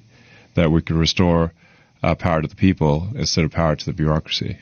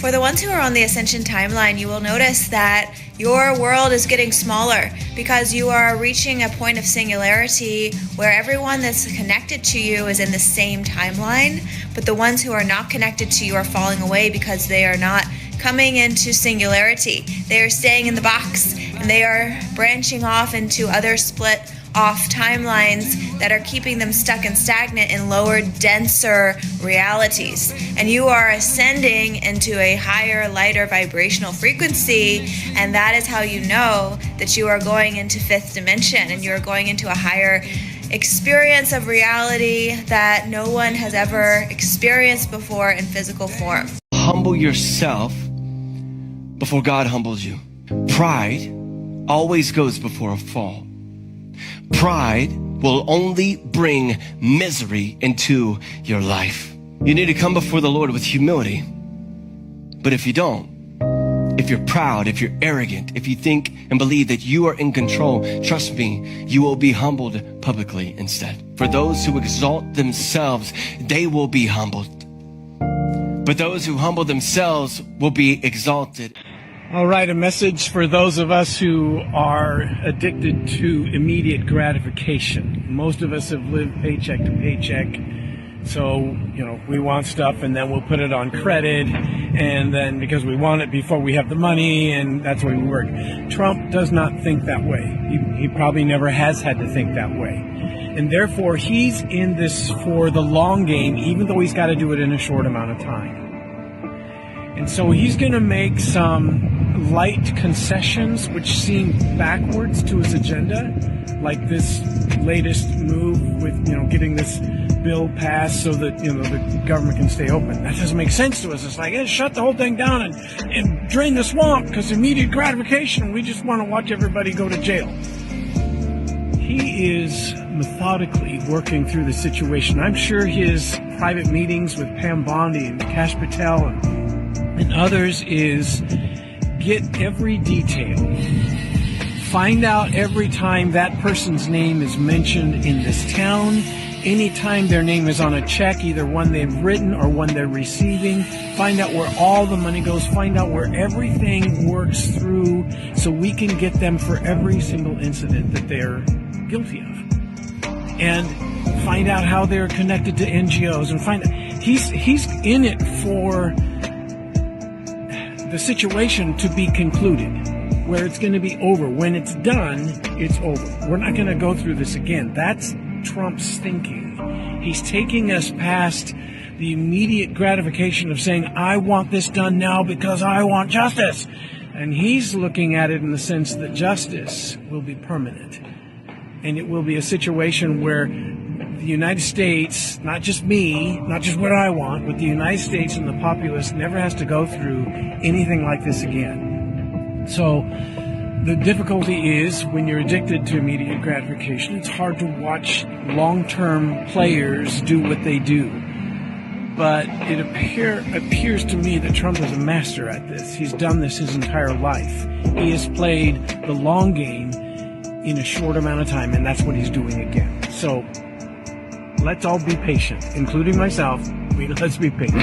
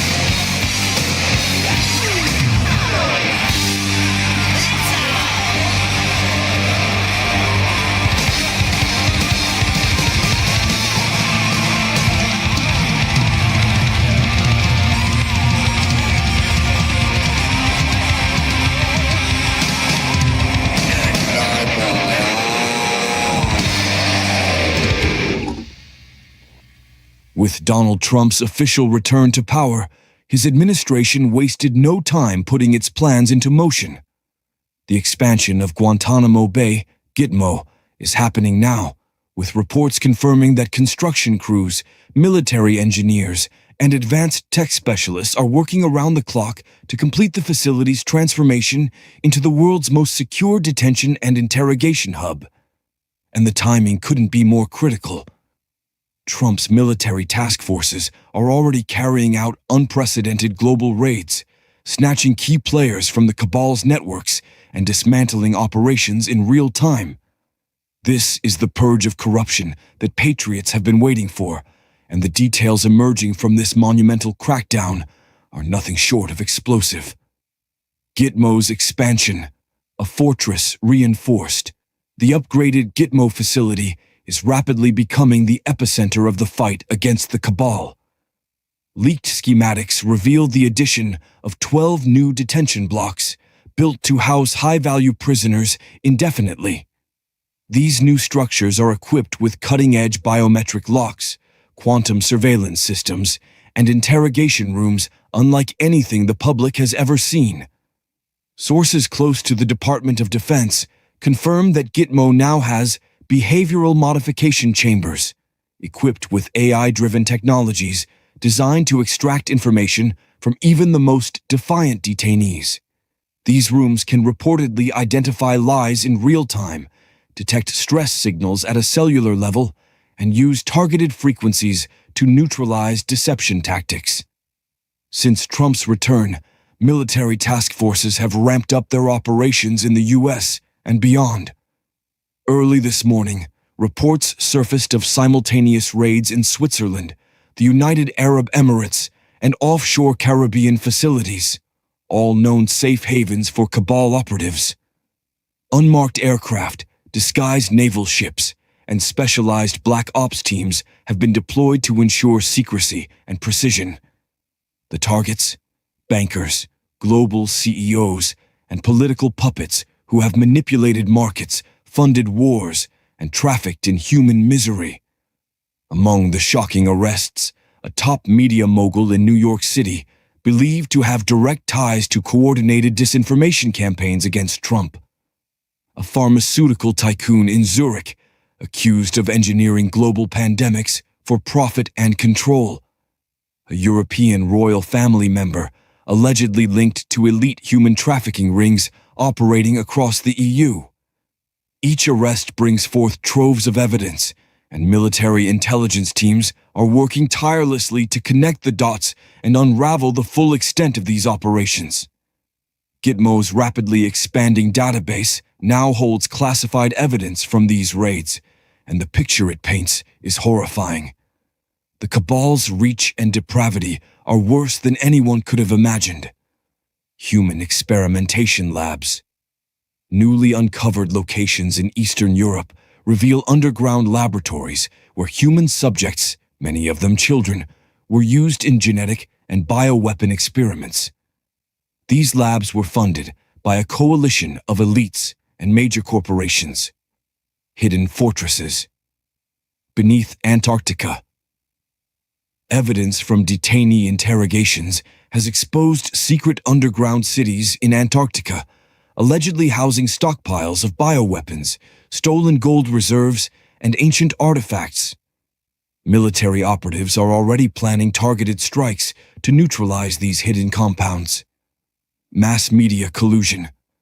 Documents seized in the recent raids reveal an even deeper connection between big tech, mainstream media, and intelligence agencies.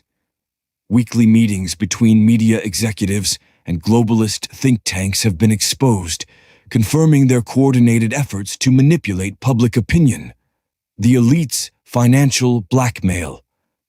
Thousands of encrypted files have been recovered, detailing how the cabal has blackmailed government officials, judges, and military leaders worldwide to secure loyalty and silence dissent. Trump's mission is clear: expose the elites, dismantle their networks, and ensure that humanity is freed from their grip. With every raid, every tribunal, and every new piece of evidence, the cabal's stranglehold weakens. The world is on the brink of a new era, one where the shadows that have governed for centuries are finally eradicated.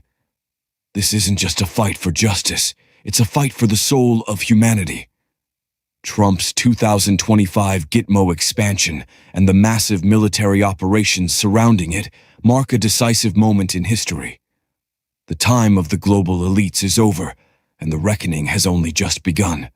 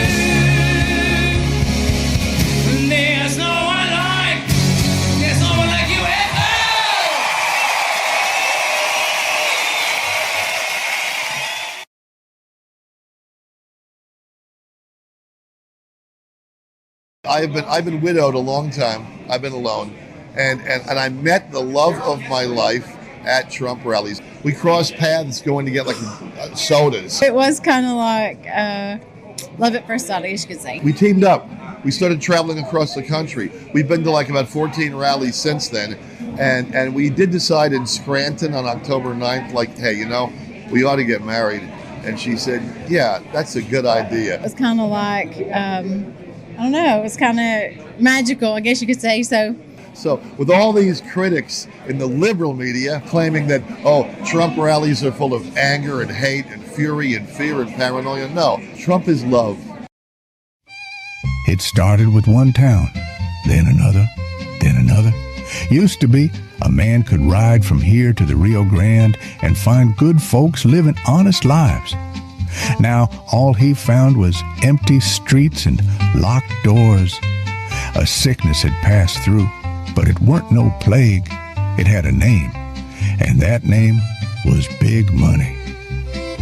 He came riding in with his fancy doctors and silver-tongued promises, said he had a cure, something to fix all a man's troubles, from an extremely rare disease that nobody got to manufactured colds. Just a few drops, a few dollars, and you'd be right as rain. And folks believed him, because when a man's desperate, he'll trust the devil himself if he's wearing a preacher's smile. He never held a gun, never robbed a stagecoach, but he was the deadliest outlaw in the West. He didn't take lives with bullets. He took them with contracts, with bottles of poison stamped with a guarantee. And when the towns ran dry, when there was nothing left to take, he moved on. The tonic was a lie. The only thing it cured was a man's ability to stand up and fight. And by the time they figured it out, the money was gone. And so were they. Big Money thought the frontier was his because he owned the banks, the railroads, the farms, those highfalutin things called counting machines, and the law. He even owned the newspapers, orphanages, and the hospitals. But he forgot one thing. There's always one man who don't scare easy. He didn't wear a badge, didn't answer to no governor or mayor, but justice was justice. And there weren't a law in the land that said Big Money's kind of killing was legal. A man who poisons a town for profit ain't no different than a gunslinger gunning down folks in the street. He just does it slower. If justice still meant a damn thing, it meant riding straight into the lion's den. No posse, no badge, just a six-shooter, a sharp mind, and the will to take back what Big Money stole. The battle ahead wasn't just for one town. It was for all of them. It's a classic new episode of Wanted, Dead, or Alive, a retelling for modern times. Watch the story unfold on your local news.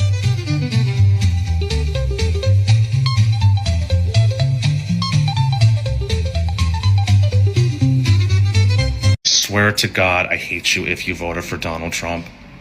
You were warned repeatedly, over and over again, do not vote for him.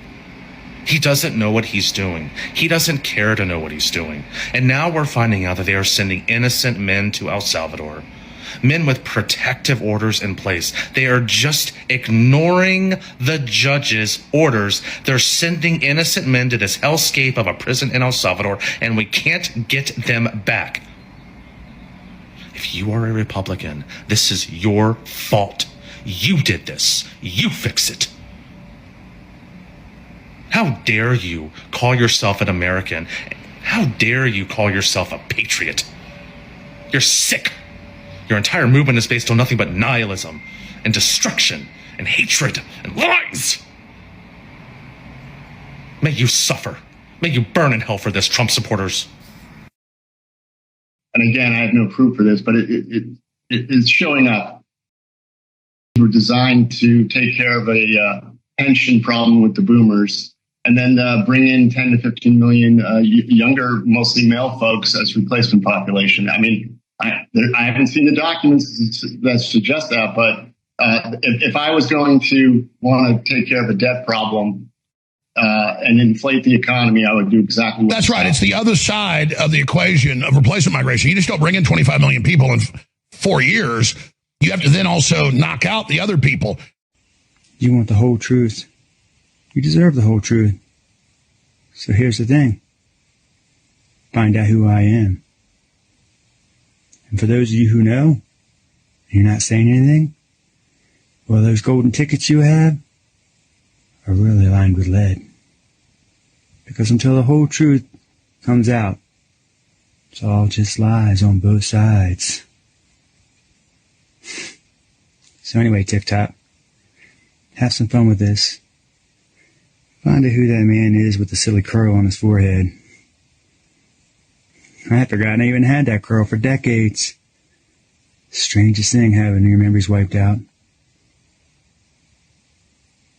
Well, anyway, take care, TikTok. Godspeed.